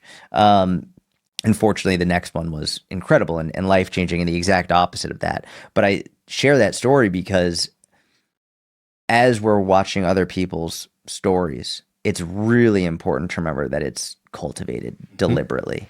It is meticulously thought out in regard to what they say, how they say it, how it's framed, what imaging they use. It is a deliberate action that is now an art form, realistically. Mm-hmm. It's an entire industry of marketing and branding, and what you're seeing, not always, but in many cases, it's just not even close to real life. It's so funny. I get people who, I'll share a video in my kitchen, and the number of people who message me saying, thank you for showing that your kitchen is messy, because I follow other people and everything always looks pristine. And I know for a fact that their kitchens are not always pristine. They're just showing you, maybe they pushed everything out of the line of the camera angle so that you only see like one clean square, but they're doing it deliberately because they want to make it appear as though everything is put together. And I just think it's comical. It's like, I don't care. Like, it is what it is. This is real life. This is the truth. And I've interacted with many many people, many of whom are wonderful people, but I think they've just been led astray in certain ways. And they're the ones who deliberately cultivate a story that is not reality, that it's not truth. And as you said, these people are the most anxious, the most worried, because they always feel like they're going to be caught. They always feel like I couldn't imagine putting on a front and then going out in public and then interacting with someone, and then I have to try and pretend to be the person that I've been pretending to be. Like, eventually you're going to get caught, and you're essentially always operating under this guise of a mask, which, like, if you have to pretend to be someone you're not, that's going to fuck with you. And it's going to fuck with your relationships. It's going to fuck with your family. It's going to fuck with your friends. And eventually your business will crumble. I don't even necessarily mean financially. I just mean, how can you enjoy doing something if you feel like you've got to put a mask on? It's, even if you're going into the office every day, you got to put a face on every day. You got to pretend like you're not who you are. There's no way you can last, whether it's physically, mentally, emotionally, spiritually. Eventually things will crumble, which is why it's so important to, when you share your story, share your story. Don't make it a story that you think other people will be interested in. Absolutely. And it's not even just in business, right? Just in life. Yes. If you try and cultivate a variation of your story, like highlight the things you think other people will like. So it is true. It's genuine, but it's not the full story. Well, that you can't keep that up forever. That's where you'll see people who have been in relationships for years. And when one person starts to say, hey, I didn't even realize how many areas I was cleaning this story up to be a story that people would like, would desire, would want. And when they start to realize, like, I think I've cultivated a lot of areas that aren't actually me, that aren't genuine, that's where relationships crumble, because it's like, wait, but I love the TV show that I've been watching. And it's like, right, but actually there's like a whole subplot that I just never air. And like, it's been there the entire time we've known each other, but it's like, that's where things fall apart. And whereas, if you're quirky, if you're fun, like if you have like whatever it is, well, right, if that's the show you put out, guess what? You're going to attract people who like that show. And then you're going to find your people. They're not going to be like when people, like the right people. Well, right. The right people are the ones who have a show that you are excited for and that want to watch your show. Yeah. Your actual genuine show. And in life and and I think that's partially what we're talking about before, right? Is that it's not like we know. A lot of us it's what you grow up with. It's what you've been kind of instructed on. It's all you know. So there are lots of areas that we all mask or clean things up and we don't even know we're doing it. So it's why when people talk about a midlife crisis, what I think is interesting is I very often will talk to people about it being more of a midlife awakening. For a lot of people, they get to a point, it typically happens for a lot of people once they've hit a point where they are a full-on adult, when they realize, hey, my parents are no longer actually responsible for me. I can't, like, nobody's, like, I am in charge of my own life. And then they start to look around and they start to realize, right, well, there are some things I've been doing for years, but it's because I thought that's what I was supposed to do, but I don't like it. Or they realize like, oh, I don't want to do this, or I don't want to do that. Like, and they wake up one day, and the people where it's a real crisis are the people who wake up and go, I cultivated a life of supposed to. I cultivated a life of like, this is the right career because that's what people said I should do. And this is the relationship I'm supposed to have. This is, people will have kids that didn't want kids because life and pressure told them, well, you're supposed to get married and have kids, but it wasn't right for them. And here they are, and they wake up one day and they're like, I'm in a relationship I don't like. I'm in a job I don't like. Those are the people it's a real crisis for, because all of a sudden they're like, like this isn't what I want. And people act like, they had a midlife crisis. No, they started to realize who they really are. And when they realize who they really are and they started to let that out, well, they might be in a relationship where somebody's like, wait, what's happening? And it is true. It's a big rule change.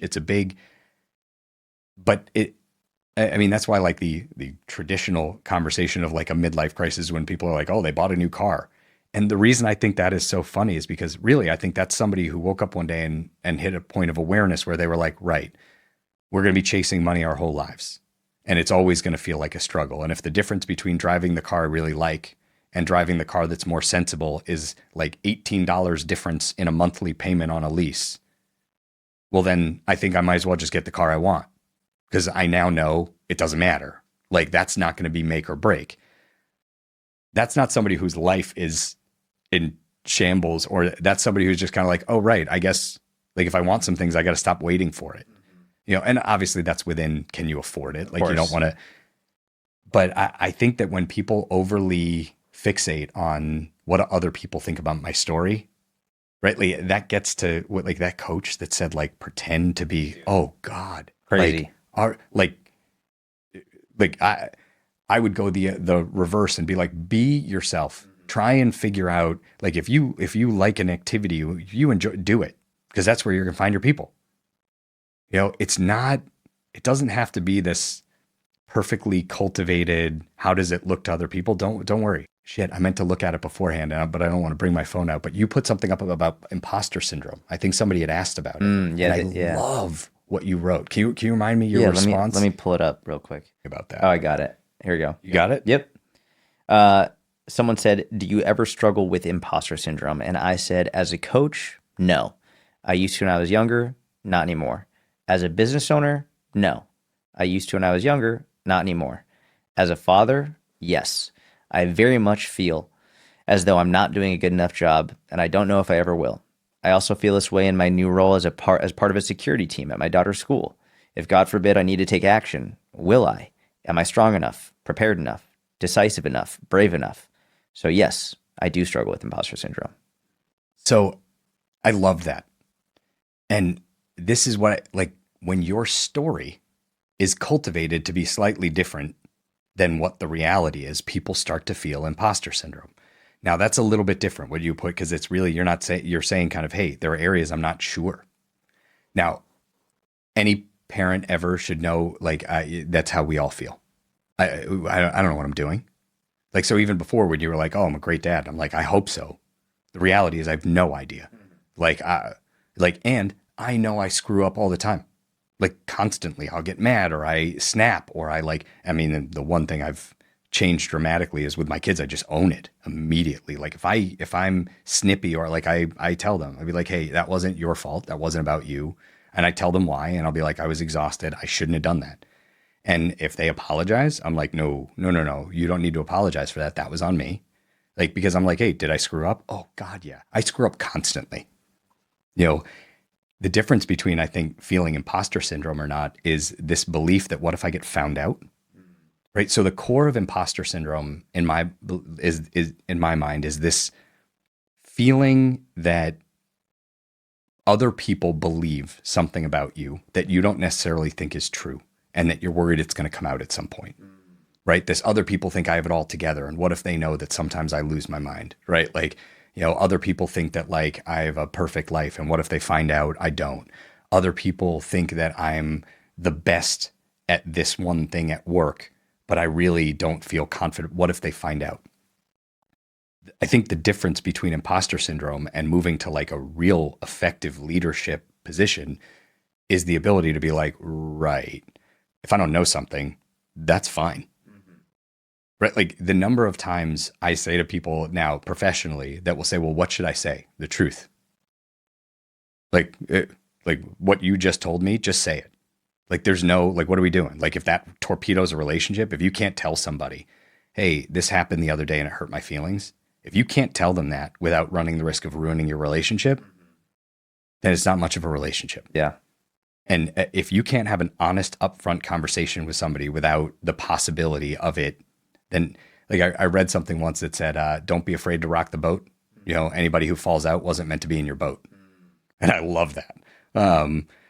But yeah, I think that in terms of parenting, I don't know how, I think everybody has that, but in general, it's that feeling of if I believe I'm supposed to have a certain amount of knowledge or information and I'm worried that it's going to be discovered. Once you hit a point where you're like, yeah, if I don't know, that's fine. The best thing you can do is be like, I honestly don't know. It's funny. I haven't really spoken about business coaching this much ever, but after years and years and years of building my business, I started coaching other coaches as well. and I don't do one-on-one coaching anymore. I have a separate business for that in like a membership. But I remember one of the first coaches I was working with in one-on-one many years ago. I told her I wanted her to do more Instagram lives, like just get on and talk to people live. And she said, I'll never forget this. I was coaching Gary Vaynerchuk at the time, and we were at his vacation home, and I was in the driveway on the phone with her, and she was like, well, what if they ask me a question that I don't know the answer to? And I remember being like, say that. Hey, I'm really sorry. I don't know the answer to that question. I'm going to do my best to figure it out and get back to you. But in this moment, I've got no clue. That's it.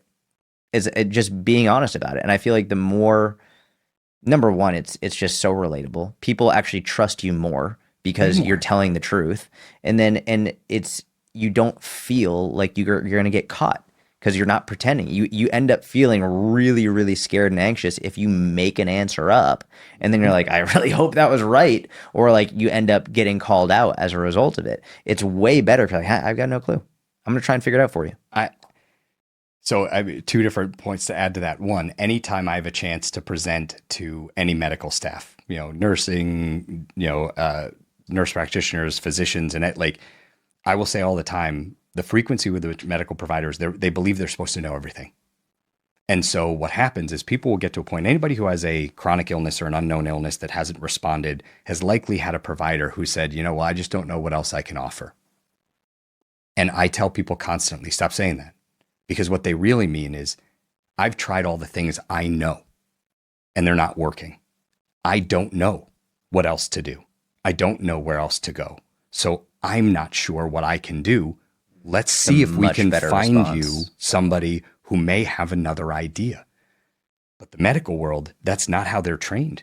Well, you can't admit that you don't know. And it's like, why? Do you know how much more validating it is for somebody who has been to countless specialists and over again feel like people are just like, well, I'm not sure why that didn't work. Well, maybe it's like nothing's wrong with you. Right. When somebody basically says, hey, like we have nothing else to offer, it's devastating. If somebody says, I don't know, like I've tried the things or people have already, like, I'm not sure what else to do because I don't have, like in my knowledge base, I don't have a roadmap. So let's try and find you somebody who might have an idea. But if I'm out of ideas, then let me just say, I don't know. And so many people are afraid to say that. And one of my all-time favorite professors in grad school, who wasn't even like she was a pretty world famous neuropsychologist. And she retired, I think in her early 90s. And like savage. That's amazing. She was awesome. I mean, funny and like brilliant. Like one of my dissertation advisor used to say that she would forget more in a day than I would learn in a lifetime. And I was like, yeah.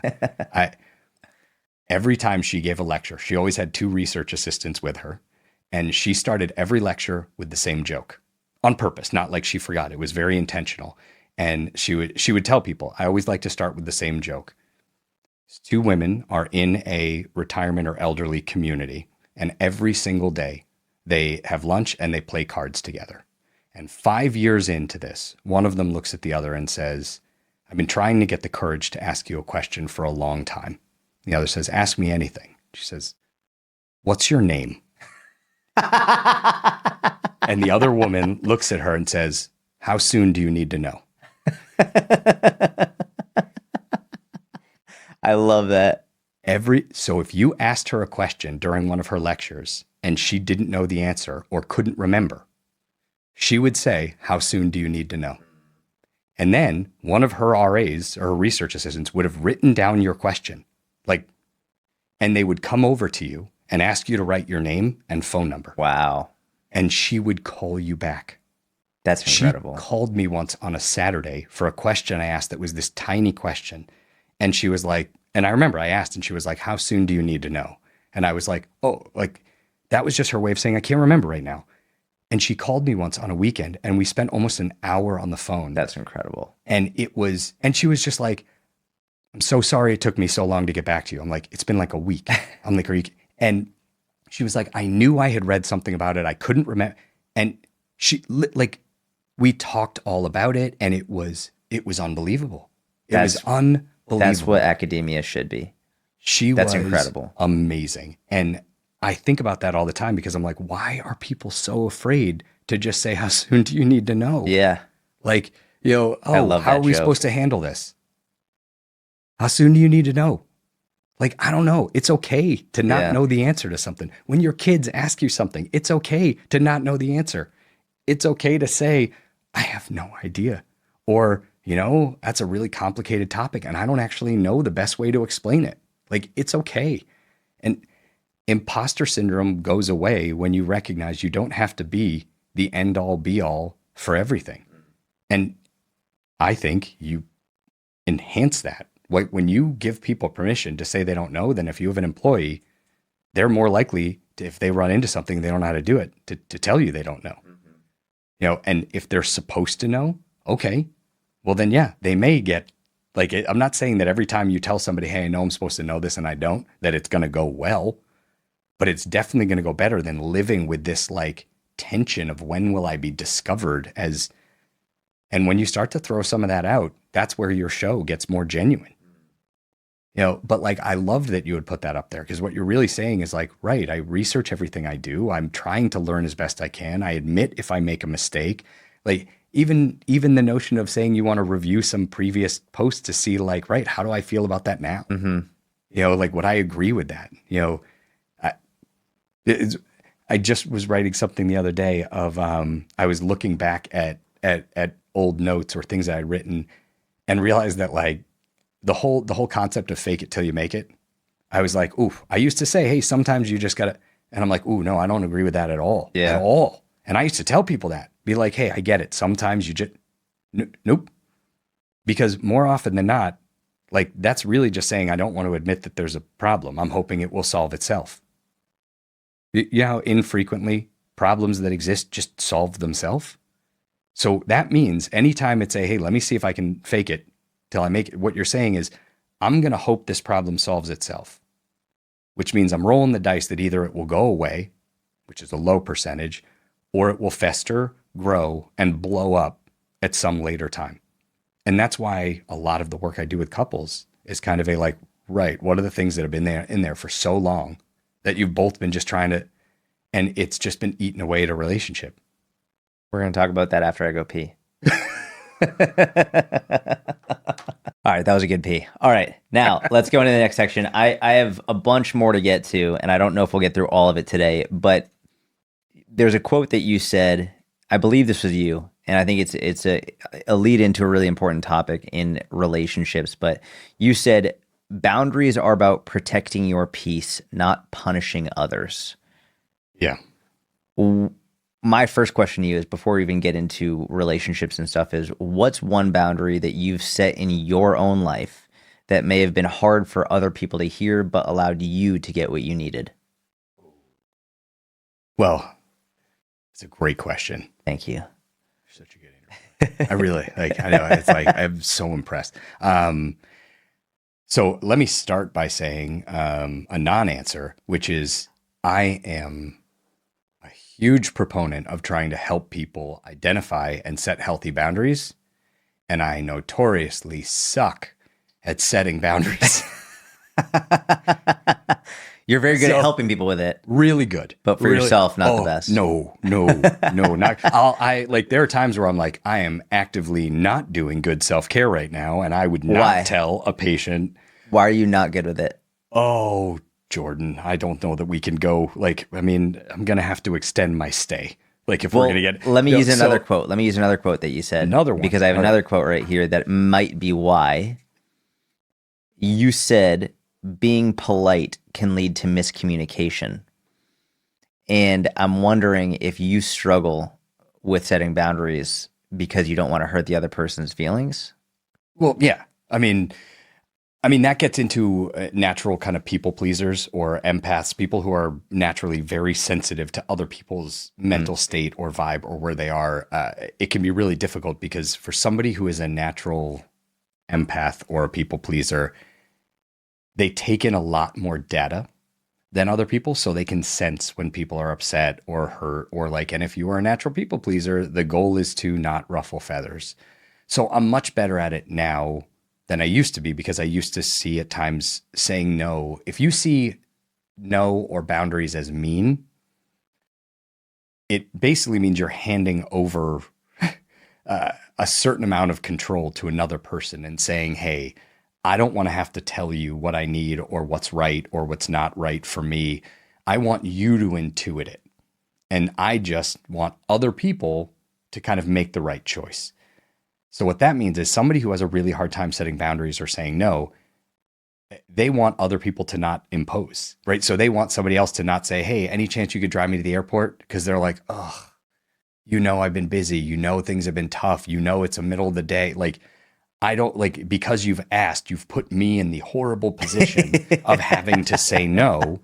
And if I think saying no is mean or inconsiderate, well, then what happens is I'm going to say yes, because I'm like, well, I don't want to be rude or like, but that leads to crazy amounts of resentment, because that person is going to now say like, well, I guess I have to.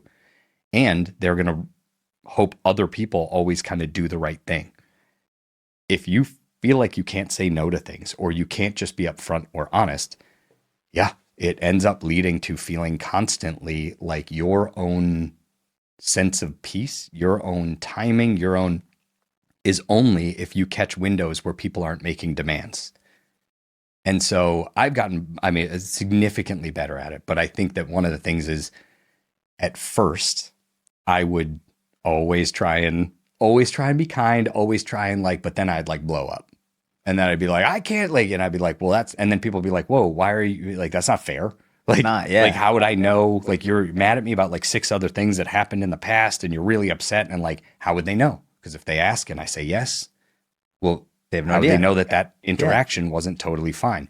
I mean, what I wrote in both of those wasn't necessarily, about me, specifically. It's really more just commentary on, I think sometimes boundaries can be stressful. And when you set a boundary or you're changing the rules, well, yeah, I mean, one of the biggest boundaries for me that I had to like work towards is knowing that like when somebody else sends a message, I don't have to get back immediately. When somebody else calls, I don't have to answer.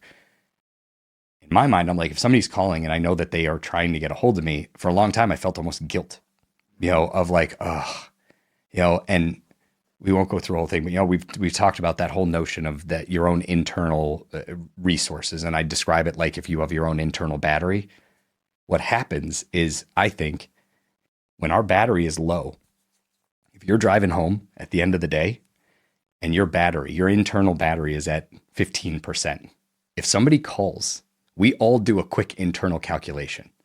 What is this person's value? And if they're in a good mood, they could give me 5%. But if they're in a bad mood, they could cost me 20. That means their range is +5 to -20. That's a day where most people are going to be like, I can't answer the phone because I don't have the battery to cover that spread. But God forbid, if you have a guilt app on your internal phone, right? Well, then that app opens up and it's like, now because my phone has rang and I didn't answer it, guilt takes 5% of my battery. So now my battery just went from 15 to 10 just because my phone rang and I didn't answer it, which means you're putting a huge amount of kind of power or responsibility on others. And it means that at any time you can get drained. If you don't realize, hey, it's okay. When somebody calls you, that means it's convenient for them. They're free. They're available. That doesn't mean it's your responsibility to be available. Now, there's obviously give and take here. It can't just be like, well, I don't feel like it, so I never answer the phone. Like as if you're trying to cultivate a relationship, sometimes you have to answer, but not if it puts your whole system at risk. And so some of it for me was realizing I constantly feel put upon, where I will be about to sit down and have lunch and somebody calls and I'm like, ugh. Right. And I'm like, and this person's a talker. Right. And I'm like, oh my God. Well, and the number of people probably feel that way when I call them.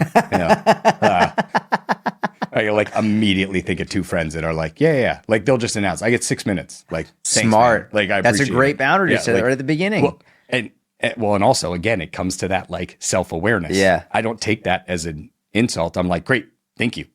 Like thank you for letting me know.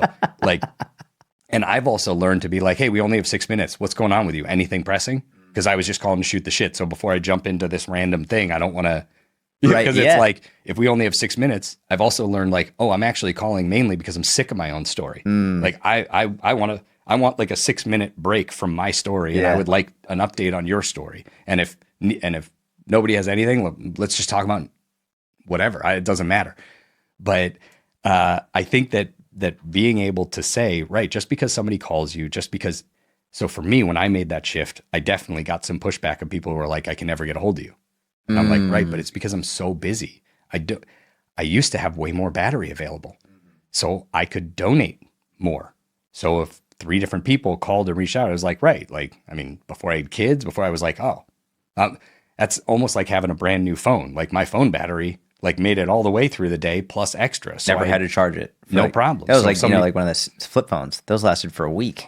do you remember that like brick phone? Yeah, that, dude. Like, Those were the you know, best. And it, like the only game it had on it was Snake. I love on that Snake. tiny screen. Yeah. Like where I'd be like my thumbs are cramping because I can't. Yes. But like even with that, like that thing could last like 3 days. Yeah. I mean, mind you, I also like that was like in my glove box, and I barely carried it around because we sold like numbers of minutes at that time. But but I think that in general, I think sometimes people's attempt to be kind or considerate leads to miscommunication. The biggest version of this I see, and I'm laughing because what I often refer to it as, I need to rename, because, I typically call it Connecticut polite. Connecticut. Don't rename it. That's perfect. And I understand That's I perfect. shouldn't like. No, let's stick but with it. It's this notion of everybody grows up in a different kind of communication model. And I think it's really interesting. So like, I don't know, like I grew up in a family where it's like people just tell you their opinion. Like sometimes whether you asked for it or not, people are going to be very direct. And I have a good friend, who grew up in a very different family system. In Connecticut? Yeah. And, and her family, like it was one of those things of there are certain things in her family that are seen as like rude or mean. Saying no is considered rude or mean. So even when we were in college, if somebody was like, hey, do you like want to go do this? Do you want to like, and they'd be like, oh, that'd be so fun. But like, I don't think I can go. In her mind, she has said clear as day, no. Because in her like kind of almost like communication or family dialect, that's an overt and clear no. But if you run into somebody that's like, oh, well, you just said that would be really fun and you would enjoy it. Come on. But you can't. Yeah. So they'll be like, why? What do you have? Like, what's going on? What do you have to do? What do you have to get done? That person who believes they've said no is like, how rude is that? Like, I said no, and now you're pressing me on what do I have to do? Right. And like, what's on my agenda? Like, why would you like, because in her model, that's mean. Like, so she would be like, well, I have this and I have that. Oh, well, could you do it this day? Could you? And she's like, what is going on? Right. Like in her mind, this is the epitome of rude. But if you're talking to somebody that didn't grow up in that system, they're like, oh, I literally don't know that you just said no. So there are times where people's attempt to clean things up or make it look leads to miscommunication, whereas it would be better off to be like, hey, that really doesn't sound fun to me. Or like, I really appreciate the invite, but like, I was excited to just kind of spend Sunday morning by myself. Mm-hmm. Like somebody who grows up in that Connecticut polite model would be like, that would be rude to just say, I don't actually have anything planned, but I don't want to do what you've requested. Like that would be, and obviously there's rude ways to say it. Like you could say that, but I think that that's one of those areas that I think sometimes when people think direct communication is rude or they can't uphold those boundaries, what they want is to be able to say almost the truth and then have somebody be like, got it. Yeah. I understand that was a no, but you didn't say no. But I'm going to accept it as a no, but we'll never talk about it, that it wasn't like it leads to miscommunication. Yeah. And I think so much of it is with boundary setting. I think it is like, I think sometimes people who have had a long history of being poorly boundaried, meaning they're like, hey, if somebody else asks, I guess that's going to take over whatever my agenda was. If somebody else needs something, when they start to put up boundaries, there's going to be pushback. If in your family system, you've always been the go-between, you've always been the like, I'm there for everything, I fix everything. I've like, well, the second you're like, I don't want to do that, there's going to be huge pressure from that family system to be like, well, but that's a useful We need that. You've always done this. And if you don't, there's going to be pressure to be like, well, what do you mean? What are you not like, if you're an in between a parent and a sibling, and one day you're like, I don't want to do that anymore. Well, right. But if that sibling and that parent haven't ever figured out a direct communication model, you're going to get pressure from both sides of, well, I'm just telling you what I was upset about. I'm not asking you to do anything about it. We can't talk about it. We can't. That pushes that feeling of like, oh, well, am I doing something wrong? And people will then just sit there in discomfort. And I think that when you say, hey, I can't do that anymore, yeah, other people are going to have an emotional reaction to it. The problem is if you take that on as your own responsibility and you're like, oh, well, but I don't want you to feel sad about it. So I guess the only way for you not to be sad is for me to keep doing what you want me to do. I think recognizing that when you put up those boundaries, people will have an emotional reaction, but that can't become your, like your challenge. Like boundaries are not telling other people how you have to live your life. You can live your life however you want. It's saying, here's what I will or won't tolerate. Here's what I will or won't do. So something as simple as, if you have somebody who every time they come to your house, they bring like 50 cases of food, and you're like, I know that you think you're doing a nice thing, but I don't want that. Right? Like, I'm not saying, like I'm basically saying, hey, for me, this is like, I don't want that. Stop bringing me food. Right. Like, and I know it seems silly, but like the problem becomes like, right. Like what you're really trying to say is like, I'm not trying to tell you what you should or shouldn't do else. I'm trying to tell you what I need. Yeah. If I say, hey, I'm not going to answer the phone during work hours. Okay.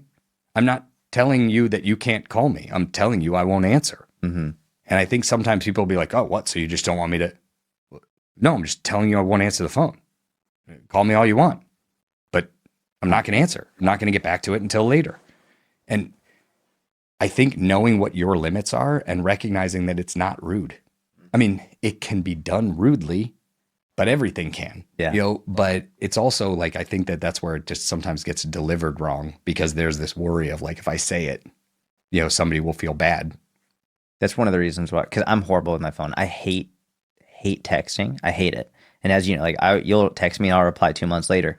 And I literally will post that on my story sometimes, because I think I have some friends or family members who they know that I'm like that, and I tell them like that, but then they think, is this just me? Are you just not replying to me? And so I will deliberately put it on my story, and just so people will know. Yeah. Large scale. This is how I am with everybody, because if I replied to every text message as it came in, I wouldn't get anything done. I don't know how people do it. It's just, it's not just the time it takes to reply to the text. It's also, it takes me away from something I'm doing in that moment. Maybe it's creative. Maybe it's spending time with my family. Maybe I'm just trying to relax by myself, have a minute just to chill, listening to an audiobook, whatever. It's, there's a lot. And then to go out of that, reply. And then it's not just the reply. Now it's a reply. Now you're sucked into a conversation that I'm like, I really don't want to be involved in this conversation right now. It's not that I don't love you. I love you with my whole heart, but I don't want to be in this fucking conversation right now. And I think it's important for people to know how you're feeling, because like you said at the beginning, if they don't know what it is that you're feeling, eventually it's going to blow up, and it's not fair to them, because now you've put them in a situation in which they're only responding because you've been continually having this reaction. You've been giving them what they want, but you never expressed how you were feeling. So it's actually not fair to not set that boundary, because at least once the boundary is set, you're on equal playing field and you've had that communication. And if they still don't respond well, now maybe you rock the boat and they weren't supposed to be in it. Mm-hmm. Yeah. I also think with texting, it's funny in the neurodivergent category. And I believe we've talked a little bit about ADHD. We've never gotten into, like, I've heard you say a few times your views of different medication and things like that. And I would say you and I have a huge amount of overlapping, and then like a few areas that we might not fully agree. That's fine. But I think people who fall into, anybody who's either in the ADHD or neurodiverse or even like anxiety, OCD, there's a reason I think people hate text messaging. And it's exactly what you said. Everybody has a mental checklist, a to-do list. certain things, when you are really busy, we naturally avoid. And those are the ones that the second you check it off, it's unchecked. Texting is the primary version of that. The reason that some people hate texting back is because it's like, oh, somebody sent me a text message. It's now on my mental to-do list. Mm-hmm. Yep. And I'm like, it's sitting there, which means I stress. I don't like that it's on my to-do list. I know I have to get back. But I know as soon as I send it, there is a good likelihood it is immediately back on my to-do list. So it means it's like check, uncheck, check, uncheck, check, uncheck. So for a lot of people, they get avoidant of it because they're basically like, I don't want to do a task that is potentially unending, that we don't know. Right? This is anybody who has ever had to call a doctor's office and is like, why am I putting this off? Why have I, like, I know I have to make this appointment. Why can't I call? It's because it's an unknown return, right? In that battery model, you don't know how to budget for it. How much, because if you call and somebody answers and they immediately take care of it and you get the appointment done. But if you call and they don't answer and you leave a message, well, now they're going to call you back. And it always happens when you're not there. And now you get a message and then you have to call them back. And then it's like, oh, so it means that one call, the reason people struggle with it is because they're like, I don't know if this is going to be a 5% battery drain right now and done. Or could this be a 20% battery drain over the next 4 days? I don't know. Well, and if I don't have the battery or if I'm low battery and I'm like, right, but if I call and then I get put on hold and then I get transferred to somebody and then I get like, well, what if my battery runs out before I've even solved it? Or what if I drain 15% of my battery and the end result is, I don't know, I'll call you back. People don't want to do that.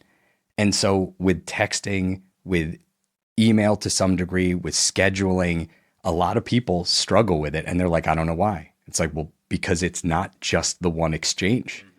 It's Yeah. I struggled with that with email when I was doing one-on-one coaching because sometimes some people, I would send them an email and they wouldn't reply for a week. Other people, I'd send them an email, like one-on-one clients, and then they reply immediately. And then I would reply and they'd ask a question and then they would reply immediately. And it was just like all throughout the day. So I actually ended up getting to a point where a tool came out where I could schedule when my emails would go out. Mm-hmm. So I would reply, but I would schedule it for that night. So that the reply goes out 8, 9 p.m., whatever, they get the email and I'm just off email. I'm not checking it at that point. So then they get one reply per day and I don't have to worry, but you can't do that yet with text. I wish I could have like a schedule this response to go out tonight or at a certain time. There's got to be a way to. Maybe. I mean, I'm not the person who's going to know checked. about it. And that really, I don't even know if I'd use it, but it is like something I used a lot with email. But I want to go on with boundaries. Actually, before we get to boundaries, I want to talk about potential disagreement because I feel like we don't disagree on ADHD meds or anything like that. Oh. When I've spoken about it, I just mean for me. Oh, like okay. It wasn't good for me at all. And Gotcha. Because I abused it and it was not good for me in any way, shape, or form. I don't think that they're bad for everybody. I know that you use ADHD meds and they're wonderful for you. Yeah. I have many friends and colleagues who use them and it's wonderful for them. I just mean for me, and one thing I do have an issue with is the pushing on young kids to take them. That for me is obviously as a parent, but even before I was a parent, I was like, I just don't like your child is like having trouble paying attention in school. Let's put them on this. I'm like, maybe that's just they're a kid. It's so hard because I don't know if we've talked to this, but my daughter takes ADHD meds. Yeah. And it took a while it took us a little while to find kind of what worked. And hers is much more, she doesn't have the hyperactivity component. She has the attention or focus component. So for her, it's been really helpful. But the thing that I completely agree with that you've talked about is that, again, this is a cultural standard. Mm-hmm. We have this is how things work. And we don't alter how it works based off of learning style or natural style. And so unfortunately for anybody where just sitting in school for 6 straight hours. I can't do it as an adult. It has nothing to do with even kids. Good luck. I can't do that. Yeah. I mean, I think we've talked about I'd say college and for sure all through grad school, I didn't go to a single class without silly putty. But it was before I was diagnosed. I wasn't on meds. But I was I would go to a 4-hour lecture And I was like, I can't do like crossword puzzles or Sudoku or like, I mean, I can, but then You're not paying attention that's anymore. my, that's my full focus. So now I'm like, right, I've helped with the passage of time, but I've heard nothing. Even now, Like, when I start talking, you start drawing. no. Jackass. I mean, you draw these lines in the circle at the top of the page, like This is how my brain works, right? So I need to like cross things out that I'm like, wait, we hit that, but like I'm writing notes, so I don't no, I know, interrupt. but like I see there are like random lines that you're drawing in like this circle at the top of the page. It's fine. But I get it. Like I understand what you're doing because I am very similar. Box around this one. For anyone listening, I boxed the one thing that was in the middle of something that I hadn't covered. I had to make a section to write notes What's about the what you were circle for? saying. There was a dot on the page, and I circled that, and then I colored it in. That's a doodle. And then I made another section down here that was simply for if I had something else to write, and then realized I don't have enough room. And then I tried to turn back to another clean page. So that was an accident. But that's that's right. That's the ADHD brain. Yeah. I write things down while you're talking. If there's something I'm like, oh, that's a good point, I want to come back to it. That is a non-interruption strategy. Yeah, smart. 'Cause I used to just be like, like I want to add into that. I want to like jump in, and it's like, it's not easy. But in terms of like, I love the fact that there are so many people who are the reason that they are utilizing medication is so they can fit into a pre-put together like schema, because we don't have another plan, right? We don't have another system. So it's like, hey, you got to go to school and this is how school works.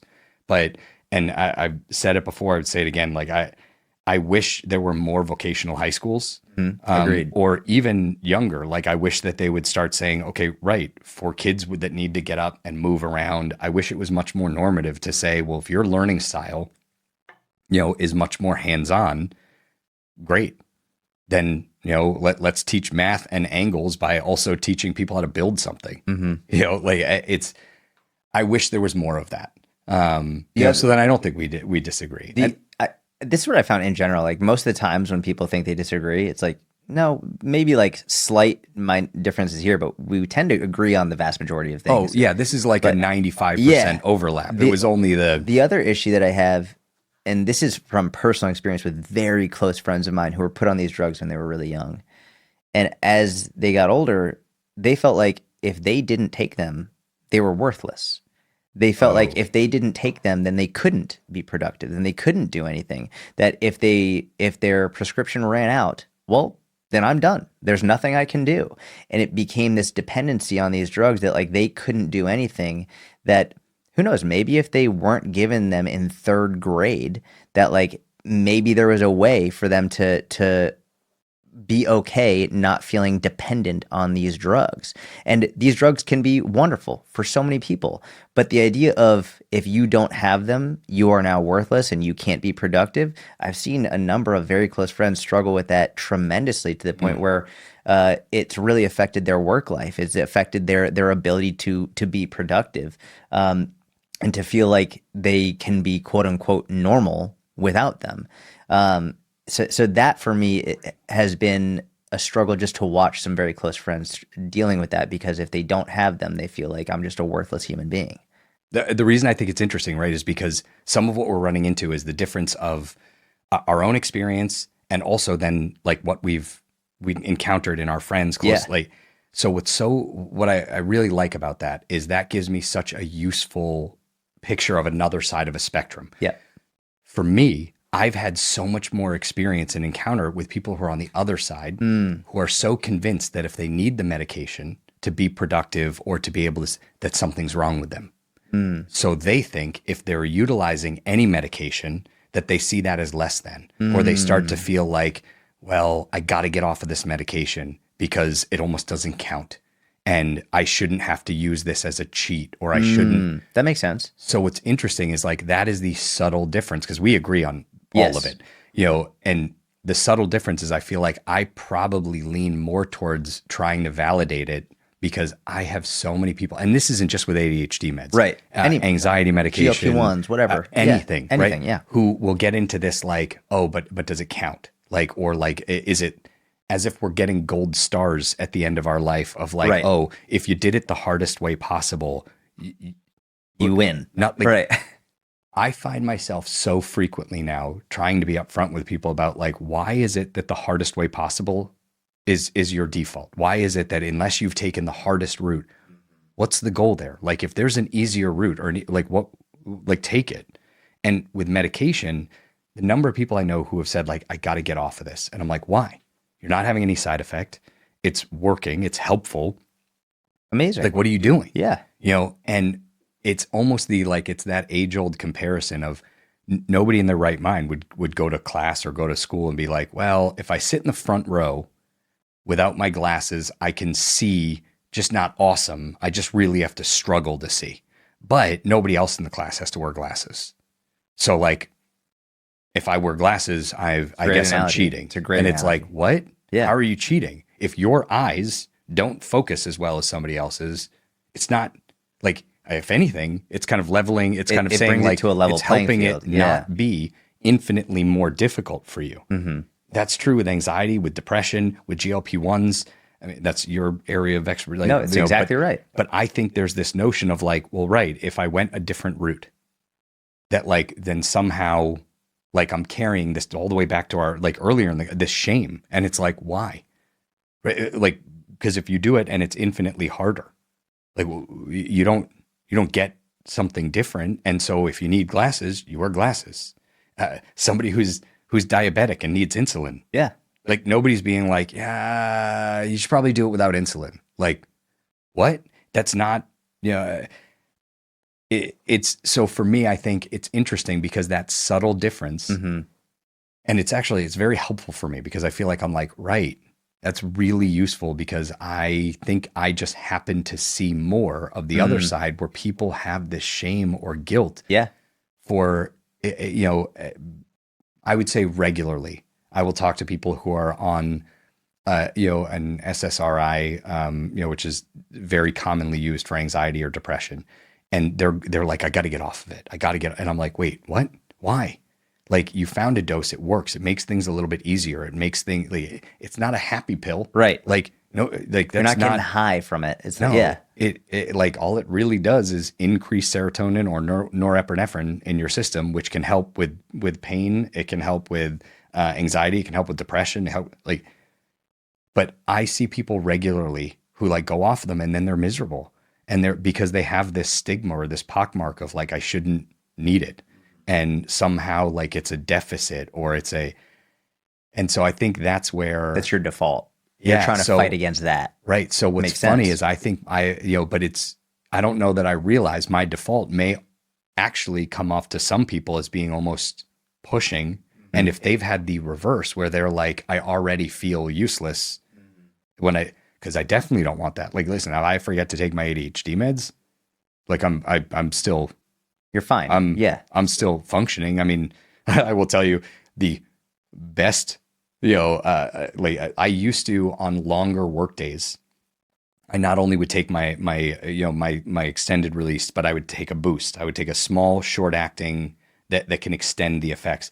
I haven't done that since I set up my whole walking pad. Let's and go. like, because That's I don't amazing. need it. Because now I recognize, and I've even gotten to the point where I'm like, I try and schedule things in the afternoon, or because some people like it's they don't want that, or it's visually uncomfortable, or like, but I intentionally schedule things. So I'm like, I need to be able to walk for one portion of my day, and that gives me probably the same boost or hit, and then I feel better. That's like incredible. I feel better. I've gotten some movement in. It's better for my back, you know, Heart, everything. Yeah. Yeah. That's amazing. And I genuinely, it also like, it feels like cheating. It feels like somehow like I'm getting, like I'm doing two things. Yeah. Like, and that also is a dopamine hit. Yep. Right. Of like, wow, I feel like I accomplished some movement. Not that I'm not like walking at breakneck pace. I'm walking very Scrolling. slowly. It's Yeah. really more for me about movement and Yes. just like not sitting in the same position. Because I also will get locked in one position where I'm leaning and I don't realize it. And then I go to stand up and I'm like, okay, my elbow feels like it's locked. Like, and I'm like, how long was I leaning on the one arm? But that's really interesting. I love stuff like that because it's, Yeah.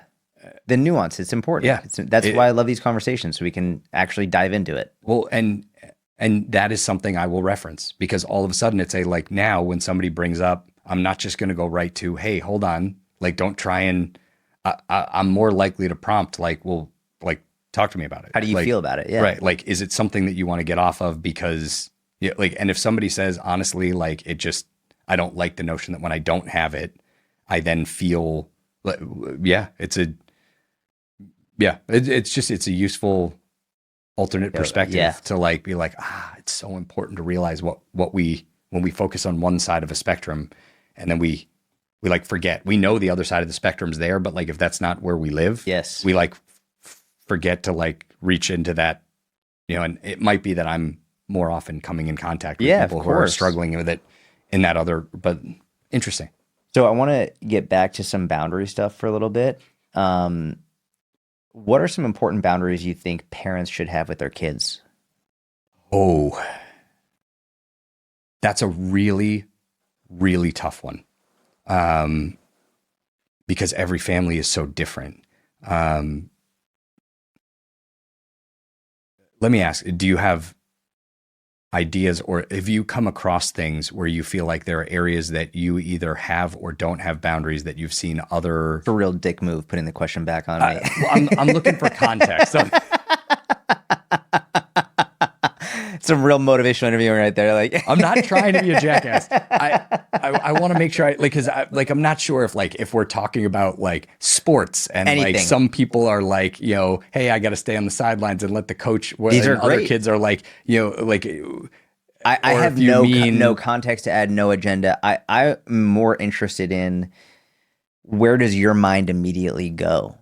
Even if it doesn't apply to everyone or every family or every parent, I'm just interested into where does Dr. Josh's mind go when I have this specific question? Because it's all coming from your experience. And not to say that your experience is everyone's experience, but I'm interested right now in your thoughts and your experience. So I don't want to put anything into your brain. I just want to hear what you think. Interesting. So where my brain first went is that you were meaning or referring to, are there things that we should not communicate to children, or are there things that we need to kind of say, hey, that's not kind of an area that you need to know about or worry about, or and that wasn't what I was saying, but like it's interesting. Well, that's where you so that's why I was that. asking kind of what do you mean? Well, so what was the genre that you were headed towards? Boundaries in general, parents, children. I mean, in general, I think that it's a similar category of like boundaries are so subjective for each individual, for each kid, for each family setting, and I think that really it's only a matter of making sure that you're emulating behaviors that you want for your kids. So if you want your kids to know that in times in life, they're allowed to ask for time to themselves, well, then you have to feel comfortable letting your kids know now that there are times where you might be home but not available. And that's both a boundary and more of a like behavioral education of being able to say like, well, I can't tell you that it's okay for you if I'm not then doing it. And I can't remember who it was, but I saw a post once where somebody was basically saying like, if your kids had your same habits, would you be okay with that?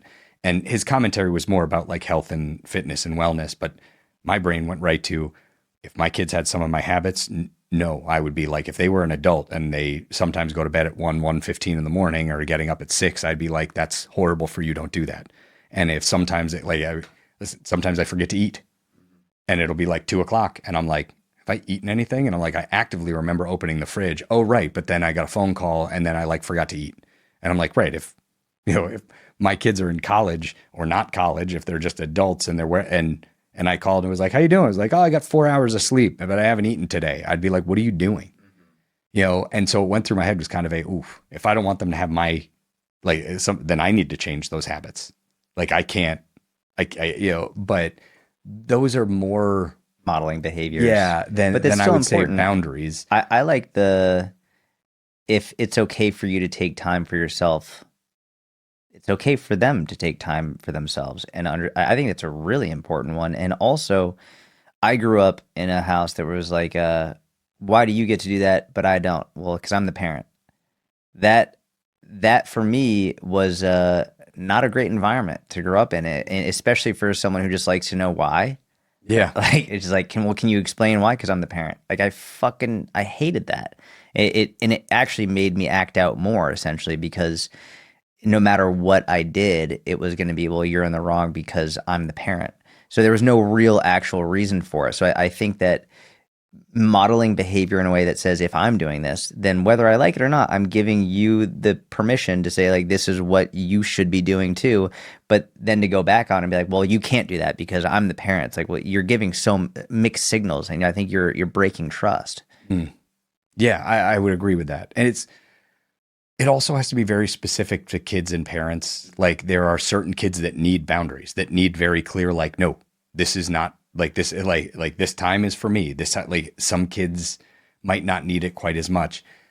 I think I get a lot of questions from parents about how much should they or shouldn't they talk to their kids about, whether it's current events Mm, and news, or whether it's questions about, yeah. sexuality, if it's questions about like actual intimacy, if it's like, and that's where I think like people will get into like, well, what's that boundary of like, what can we talk about and what can't we? And I just think it's so important, right? Almost in that ADHD category of like, it's not about a general rule. It's about each kid and what works for them. Some kids need to know, and some kids don't. And it's trying to figure out how do you match it to what they can handle or the level or capacity. Um, so as a parent, I think I'd say probably the healthiest boundaries as a parent aren't necessarily between parent and child. It's between parent and external world. And the kids recognizing and seeing that, right, if you have a family member or a friend that actively takes advantage of you and makes you miserable and and your kids see that, well, then when they have a friend who's pushy and you're like, no, no, no, you can say what you want. You don't. I think it's more important that like you have healthy life boundaries, that they will learn to have healthy life boundaries. And that's not a boundary between you and the child. That's really more that same modeling Yeah. behavior, which is hard because half the time, like some of the things that we're doing, like we don't know their Yeah. habits. They're It's like, unconscious. it's just being open to like, the more open we are to learning about ourselves, the more opportunity there is to figure out if there's a different way. When we're defensive, when the notion of I might be doing something wrong, when the notion of like I could be doing something better, or the notion of I'm doing something that's making somebody else feel badly, if that's threatening to me, if I'm like, but I don't want to believe, because some people unfortunately will take that and extrapolate. So if somebody says, hey, you did this thing that hurt my feelings, they don't just hear, oh, you did this thing, you hurt my feelings. They hear, well, only a bad person would hurt a friend's feelings. And so that means you must be a bad person. So when somebody hears that and they go, but I don't think I'm a bad person. Well, what they're really trying to defend is, no, no, no. Can I explain to you why I didn't mean to be late? Like, let me explain what happened. Because what they're really saying is, I don't want you to think I'm a bad person. It comes off as defensiveness. It comes off as let me tell you why your feeling or emotion about my behavior is not right.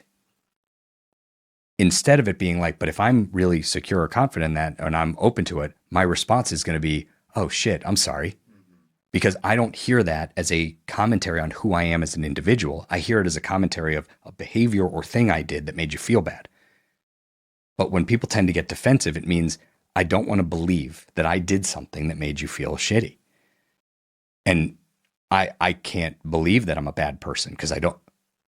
But if the response is, then let me explain why your feeling is invalid. Yeah. It doesn't go well. And so the more open we can be about the fact that like I can be a good person and have hurt somebody's feelings. Yeah. I can apologize, and that doesn't mean that I overtly or intentionally did something wrong. I take the same approach with my kids. If they tell me I did something that hurt their feelings or that they said they didn't like, I want to be able to say to them, like, I'm so sorry.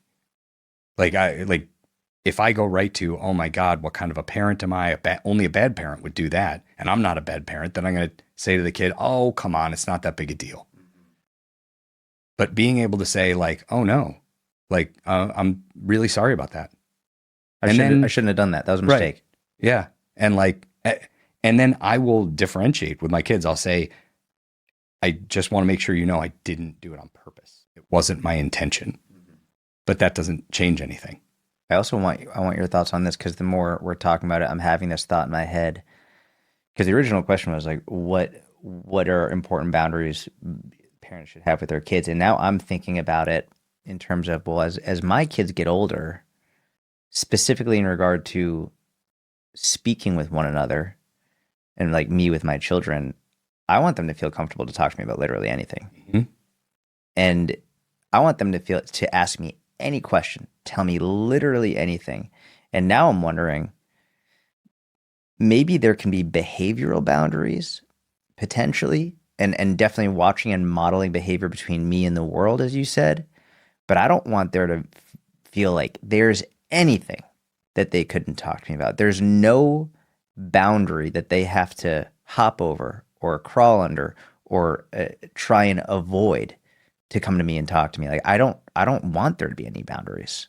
And it's, yeah, in terms of a communication boundary, like the only boundaries are probably parent to child, of like, there are certain things that you don't want to tell your kids because you don't need to burden them with I'm not something telling them that about they financial issues or right. Yeah. They don't need to know that, you know. But if they ask, then we can have a discussion without necessarily going into excruciating detail. Right. And, or you ask, or you have to respond at the level that they're prepared for, the level that they can understand. You just don't want to go past what they can mentally process, which sometimes involves a lot of asking additional questions of like, you know, like, why'd you bring that up? Where did you hear about it? Where did you like, the number of times my kids have asked me something and I think I know the question they've asked me and I was wrong. They meant something totally different. And it's weird when you're like, oh, oops. I answered the wrong question. Yeah. I mean, it's a strange one. I won't go into the long story, but our first dog, you know, we had to put to sleep fairly young because she had a congenital kidney disease. And I remember talking to my son about it, and he was like, can I ask you a few questions? And I was like, you can ask me anything. And the first question he asked me was it our fault? Did we do something wrong? Ugh. And I was like, no. And then he wanted to know if she was hurt or uncomfortable or in pain. And I was like, no. And I was like, no, we made sure that. And then the next question he said, he was like, where is she now? My brain went right to this existential question of like, after dying, and I was like, you know, that's a really hard thing. And I started to go, and he was like, no, I mean, like, where is she? Like, do we bury her? Do we have to go get her? Like what? And I was like, oh, that's way easier to answer. Like, she's at the vet right now. And like, you know, and like, and so it was one of those funny moments where I was like, oh my God. I was so, because I was in emotion. I was in my own head. So it was such a projection of like, he was like, no, like, where, like she was here this morning. I understand she's not alive anymore, but where? Yeah. Like, you know, but like, I think that it's just a matter of making sure that like, yeah, there are certain things that I think you want to expose kids to. And then there are certain things that you want to make sure that it's not just before they know how to process it, or they know how to handle it. So, you know, I also have no problem with kids, with life in general. If I'm like, I don't necessarily know how to answer that. If they ask me a question, I'm like, that's a really good question. And I don't know exactly how to answer it. Like I have to think about it because I'm not sure the best way to explain it. Kids would appreciate that too. Yeah. Like, thanks. Yeah. You're They're an like, adult. okay. You don't know. Awesome. Yep. It's good to know. And my two kids are so different in that. Like my son wants to know like details about everything. And my daughter, there's certain things she's like, I got it. She's like, I understand as much as I need to. I would like to not go into any other, you know, like, and it's hilarious. Like, cause you know, my son will be like, I didn't get that joke in a show. And I'm like, okay. Like, and he wants to know, like, and my daughter is like, give me the category and I'll let you know if I want more information. I give her the category and she's like, I'm good. She's like, I don't need to understand that like 4-second joke. Like, it's not where, which is so funny to see. But the differences, yeah. And I think, you know, parenting is insane. Yeah. It's I mean, because we don't know what we're doing. I don't know. I don't know what I'm doing. Like, I heard recently somebody gave an analogy of parenting is basically like, like if you picture it like sports, that it's like, right, you could be the coach and you can give your kids as many lessons and teach them as much as you can. But once they're on the field, you're not allowed on the field. You have to watch and you have to let them experience it. And you can talk about it, you could process it, but like it's their game and you give them whatever skills you can. But you don't want to be the coach screaming from the sidelines, do this, do this, do that. Those kind of boundaries I think are important where it's like, hey, I mean, if you think your kid's in danger or risk, different story, but that's where it's like, hey, you got to let my kid do this. And then I can give them as many skills off the field as possible. And then eventually, like, I'm not the overt coach. I'm like the retired coach. And it's like, I hope they come to me but it's not easy. And it's really hard to know, like, when to get how much involved or not. And like, again, that's where I'm like, you know what? Like, try different stuff and just be open to the fact that like sometimes you might try something and be like, oh yeah, that didn't go well. So there are a couple more things I want to talk about. I'm going to give us about like 30 more minutes. I feel like we can either go into one of two topics. I'm going to give you the choice. I'm going to put it back on you. You get to choose. Either we go toward, because we'll do more podcasts together. You're going to be more present in the inner circle. Anxiety or narcissism? Oh, shit. Oh, well, I mean, the good news is there's a lot of overlap there. Okay. But it really, I mean, I love to go the narcissism route. I mean, though, I wonder what people would be more interested in because so many people experience anxiety. Let's go anxiety because I know we've done other podcasts on narcissism before. Let's discuss anxiety now, and when you come back on, we'll go down the narcissism route a little bit more. How do you support someone who's chronically struggling with stress and anxiety? Oh, I wish there was an easy answer. I wish there was one like this is the primary way. But I think for a lot of people, the question becomes, where does the anxiety come from? And for some people, it's trauma-based. So for some people, they've had life experiences that have essentially told them, hey, like there's risk in the world and you have to be prepared at all times. I would take a very different approach with that than somebody who has more been almost brought up or trained to be overly anxious. So the distinction there is somebody who's had traumatic events throughout their life. And I can't remember if we talked about the notion of shattered assumptions. In the trauma world, there's this concept, and it's based off of the idea that we all exist with tons of different internalized beliefs about how the world works. We can't name them all. They're just assumptions that we can't see until they're broken. So the number of assumptions we rely on every single day, right? Like I flip a light switch, the light will turn on. The classic example that I always use is if you ask a middle school kid, why are seatbelts important? They can tell you. Intellectually, they can explain to you what the risks are, but then why is it that same kid, every time he gets in the car, needs to be reminded to put their seatbelt on? That parent is going to be like, what is going on? You understand that this is important. Like what? Because their core underlying assumption is they're safe. Their core belief is my car's not dangerous. If I've never been in any, that's why they can't. They've never had a friend die from it or anything. Right. Yeah.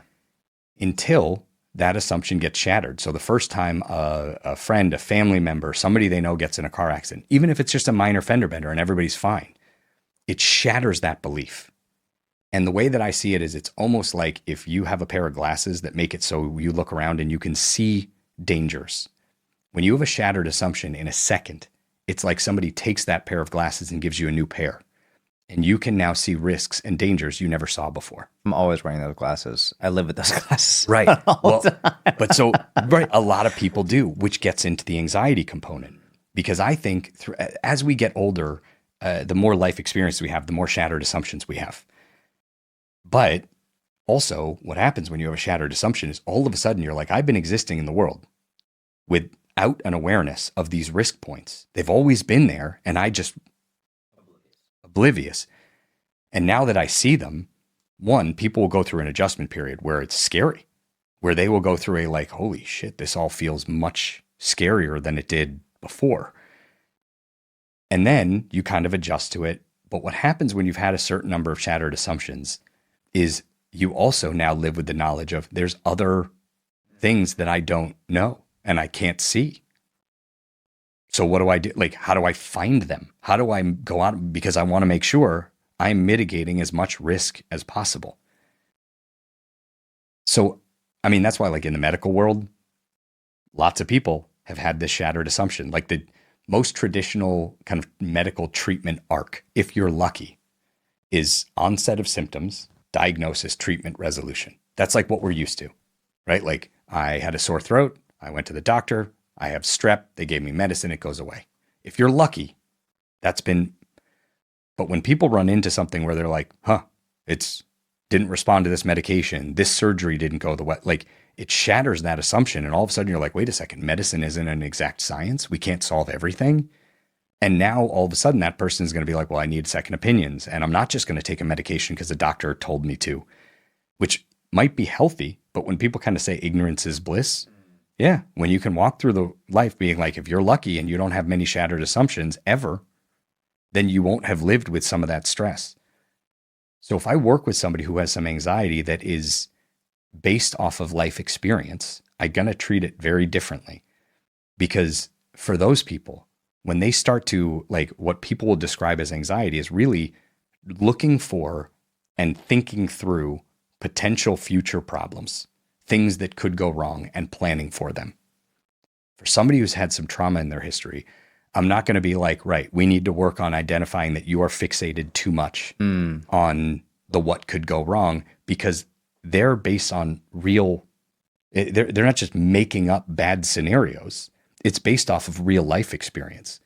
So how we have to address that is relearning okay, well, how do you balance the increasing or changing your own behavior or your own environment with also how do I live with some of this knowledge and awareness without it being all consuming? For other people, it could be how they were raised, constantly to see and look for what's wrong, what's it's often referred to as a negativity bias. It's that notion of if you grow up in a household where people are always saying like, Thanksgiving table looks good, but is this quite right? Is that quite right? Couldn't it be better? What about this? What about that? Like, if it's a learned pattern, I would treat it slightly differently. But the way that I often talk about it is like if you imagine you have like a character in your brain. Like if we all have like if you imagine little versions of you wearing like sports jerseys, and there's kind of like a intellectual character, and there's a worry character, and there's an unfiltered character. Unfiltered and anxiety, these two characters get themselves in trouble. It's the unfiltered character that just says stuff out loud, the things everybody in the brain is thinking and nobody says, right? So in the diet and exercise, right? It's the unfiltered part of the brain. If you decide you want to start a diet and you go into work and there's a bowl of Hershey's Kisses, the unfiltered character is the one that goes, ooh, candy. That's it. If the intellect part of the brain goes, hey, you can't eat that. Oh, okay, we now have internal conflict. So what ends up happening is like part of the brain is going to go, like this unfiltered character is going to, what are you talking about? Like, of course we can have it. Like I'm an adult, I have arms, like, and it's clearly for everyone. If the intellect can't shift to be like, of course we could, we're trying to not, and there's that, well, then eventually the brain goes, I'm just going to prove it. And now you eat 3 or 4 Hershey's Kisses, right? That's when guilt, shame walks in the room and goes, what are we doing? We don't even like Hershey's Kisses. Like if we're going to waste calories, why wouldn't we? And everybody's like, oh, right.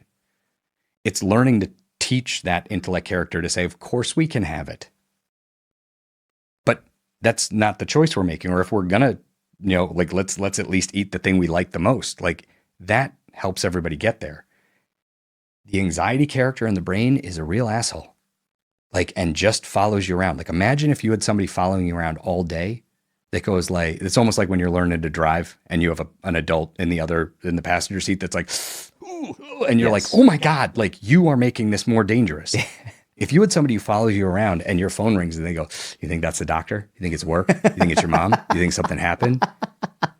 And you're like, oh, like, so very often what people get into is kind of if you have an overactive anxiety character, some people's anxiety character is like a dullard, like shrugs their shoulder and they're like, the phone rings and you look at your anxiety character. Do you think it's bad news? And they go, I don't know. Oh, that's it. Other people have a character that is constantly at them. Did you do this? Did you do that? If you're in the shower and your phone rings, who do you think it is? Was it one of the kids? Do you think it was the school? Do you think it's an emergency? Should you get out? What happens is people who deal with a lot of anxiety, what they're really doing is appeasing that character. They're saying, to get you to shut up, yeah, I guess I will shut off the water and get out of the shower and check my phone. And then you look and it was spam. People want to turn to their anxiety character and be like, see, you will never win an argument with your anxiety character. Never. They won't give. They'll just be like, yeah, I mean, we got away with something there, but what if? What if it was this? What if it was that? They'll never stop. So some of what I'm working with people on is trying to say like, hey, you can't ignore your anxiety character. There are only a few things that make anxiety and stress worse, right? If you're sitting there watching TV and you see an email from work, and you look at it and it says, hey, emergency meeting tomorrow morning. If your anxiety character is like, oh shit, what do you think it is? Do you think we're in trouble? Do you think this happened? Do you think that happened? If you try and ignore it and be like, I'm not going to go there, what are they going to do? They're going to get louder, more in your face, more. Oh, you do think it's a problem. Oh my God, you think it's a bit. They're going to get themselves all worked up. Ignoring it doesn't work. The flip side of it, which is either perseverating or ruminating, right, is nonstop conversation, right? Like I think of perseveration as when you're arguing with that and you're like, no, it could be that. Like rumination is when they're your best friend and they're like, well, do you think this could be it? Yeah, I thought about that. What do you think about this? Oh, and now you're just running through endless scenarios. All you can really do, if that's your life, if that's what you've been trained to do essentially, is you have to validate the core emotion. You have to validate the worry. Yeah, I'm worried about it. That's a weird email. Then you stop talking to that character. They're going to bring up a million other things. And it's basically learning to be like, hey, I can't ignore them, but I have to repeat it. Yeah, of course I'm a little worried about it. What do you think it's about? Not sure. Don't go down that like over time, if you can learn to do this, which is very uncomfortable, what happens is your anxiety character learns to get a little bit less verbal. So you get that same email and it's almost like the second you get an email, it's like your doorbell rings and it's like, oh shit, anxiety's here. And they come in and they're like, you saw that email? And you're like, I did. And they're like, you worried? I am. Like, and then you're like, I'm not going to talk about anything else. That character will be like, all right, well, I'm going to be with you all day today, right? You're like, yep. And they're like, all right, I'm going to be in the kitchen making a sandwich. Like they'll be with you all day, but it's just learning to not engage with them. It's not a wrestling match anymore. It's like, yeah, you're here. Yep. Make yourself comfortable. It's a very like martial arts style approach. Yeah. You don't want to meet force with force. If it keeps running at you, like a lot of martial arts principles are not a how do we collide and see who's stronger. It's a how do I move out of the way, use your energy to push you away until you fall down. Mm-hmm. And if you keep coming at me, I just need to keep pushing you away. Like I can't ignore it or you're going to tackle me, right? But I also can't just fight like because they have endless energy.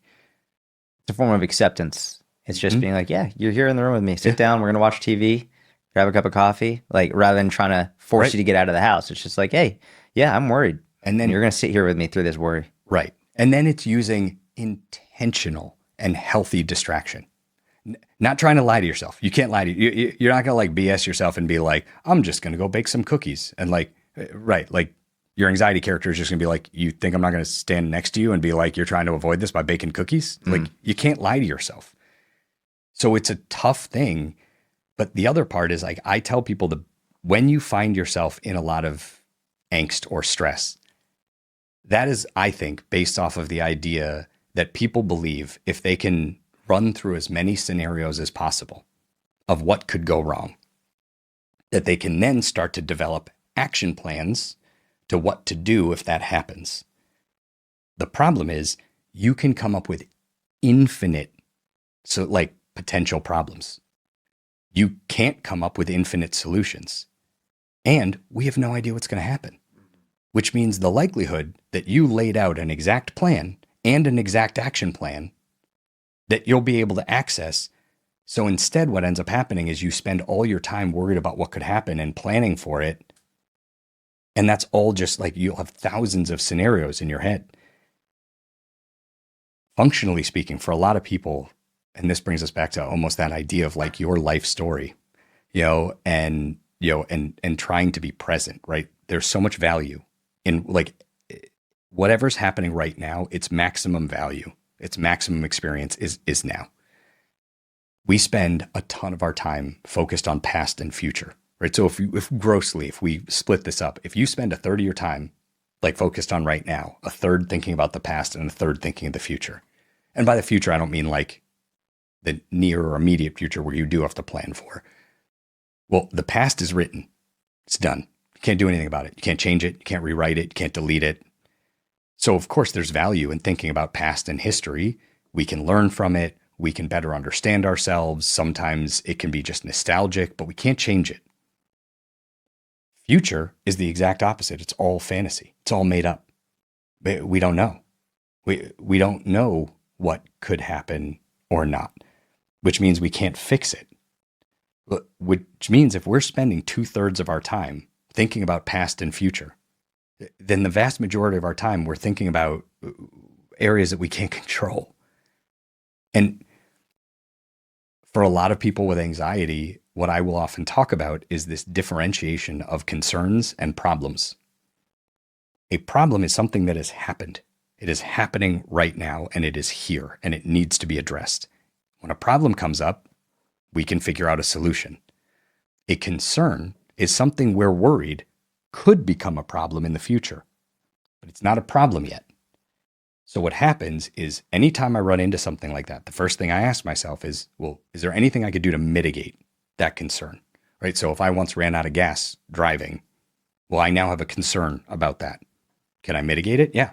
Before I go on a road trip, I fill up my car. And if I'm really worried about it, I can even look at the route and make sure there's no big gaps where there's no gap.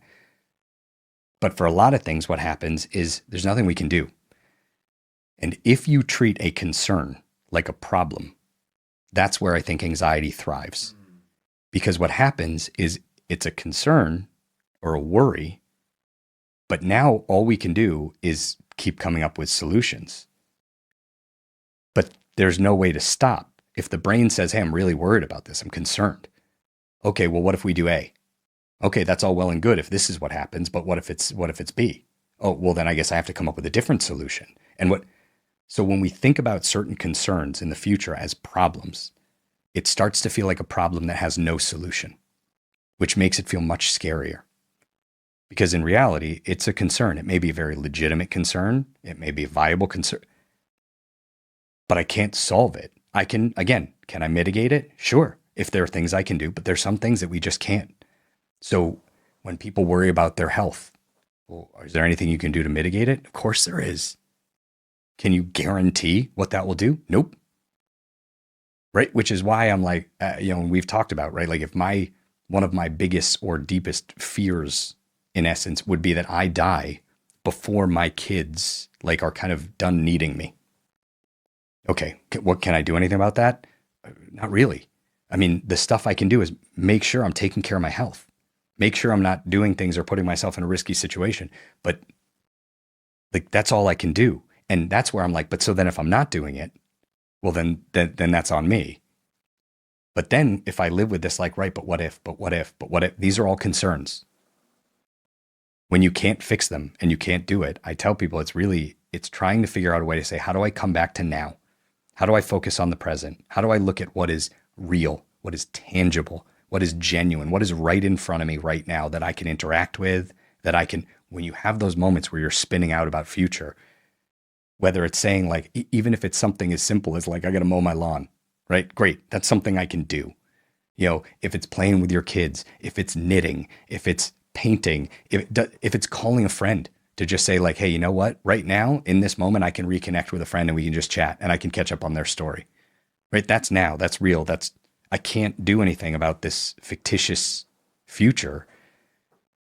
And I think that in those moments, it's trying to figure out whatever that origin is to say, right, well, so somebody with a trauma history, if their anxiety is based off of that, I'm like, right, well, then a lot of what you can do is mitigate your environment.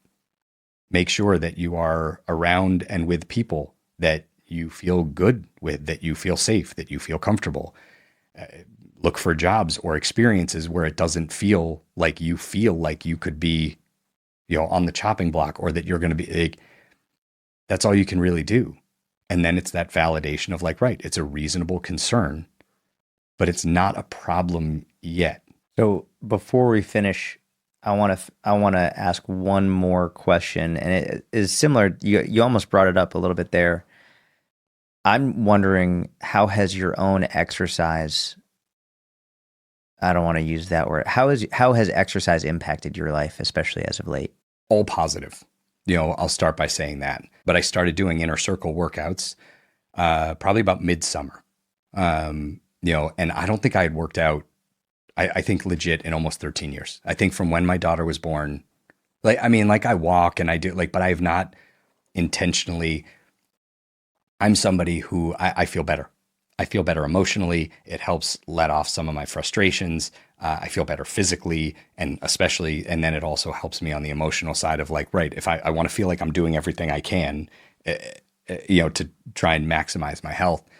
But it, and then it also gets into boundaries because there have been a couple times where I'm like, right, my kids are interested and I want them to be interested in exercise, but I also sometimes need that half an hour to 40 minutes to be mine. Because I'm like, and again, I'm upfront with my kids. There are times where I'll say, I know that you want to do this and I will work out with you later. And I'll tell them up front, I'm struggling or I'm having a tough moment. I need a minute. And I've told my kids that whole battery analogy and I'll tell them, listen, I'm low battery and this is going to help me recharge a little bit. And unfortunately, when it's low battery, I'm not the best teacher. I'm not the best. So I need to do this now because I need to recharge. But I will literally, the second I'm done, you can come in here and we'll do a full, I don't because it's not that I don't want you to do it. I mean, a good part of why I'm doing it is because I want them to see it and I want them to know it and I want them to, but there's got to be both. But for me, I think that some of the, what's hard about getting started, I think we all do a very natural internal self-judgment and we compare ourselves more than anything, less than to other people. We compare ourselves to two inner versions. One is I think we all develop some sort of fantasy version of self, this, we look through our history and we pick the moments where we've been at our best, combine it into one and be like, I should be able to do that every day of my life. And it's like, wait, what? The best presentation I've ever given, right? I bet you I didn't do everything amazing that day.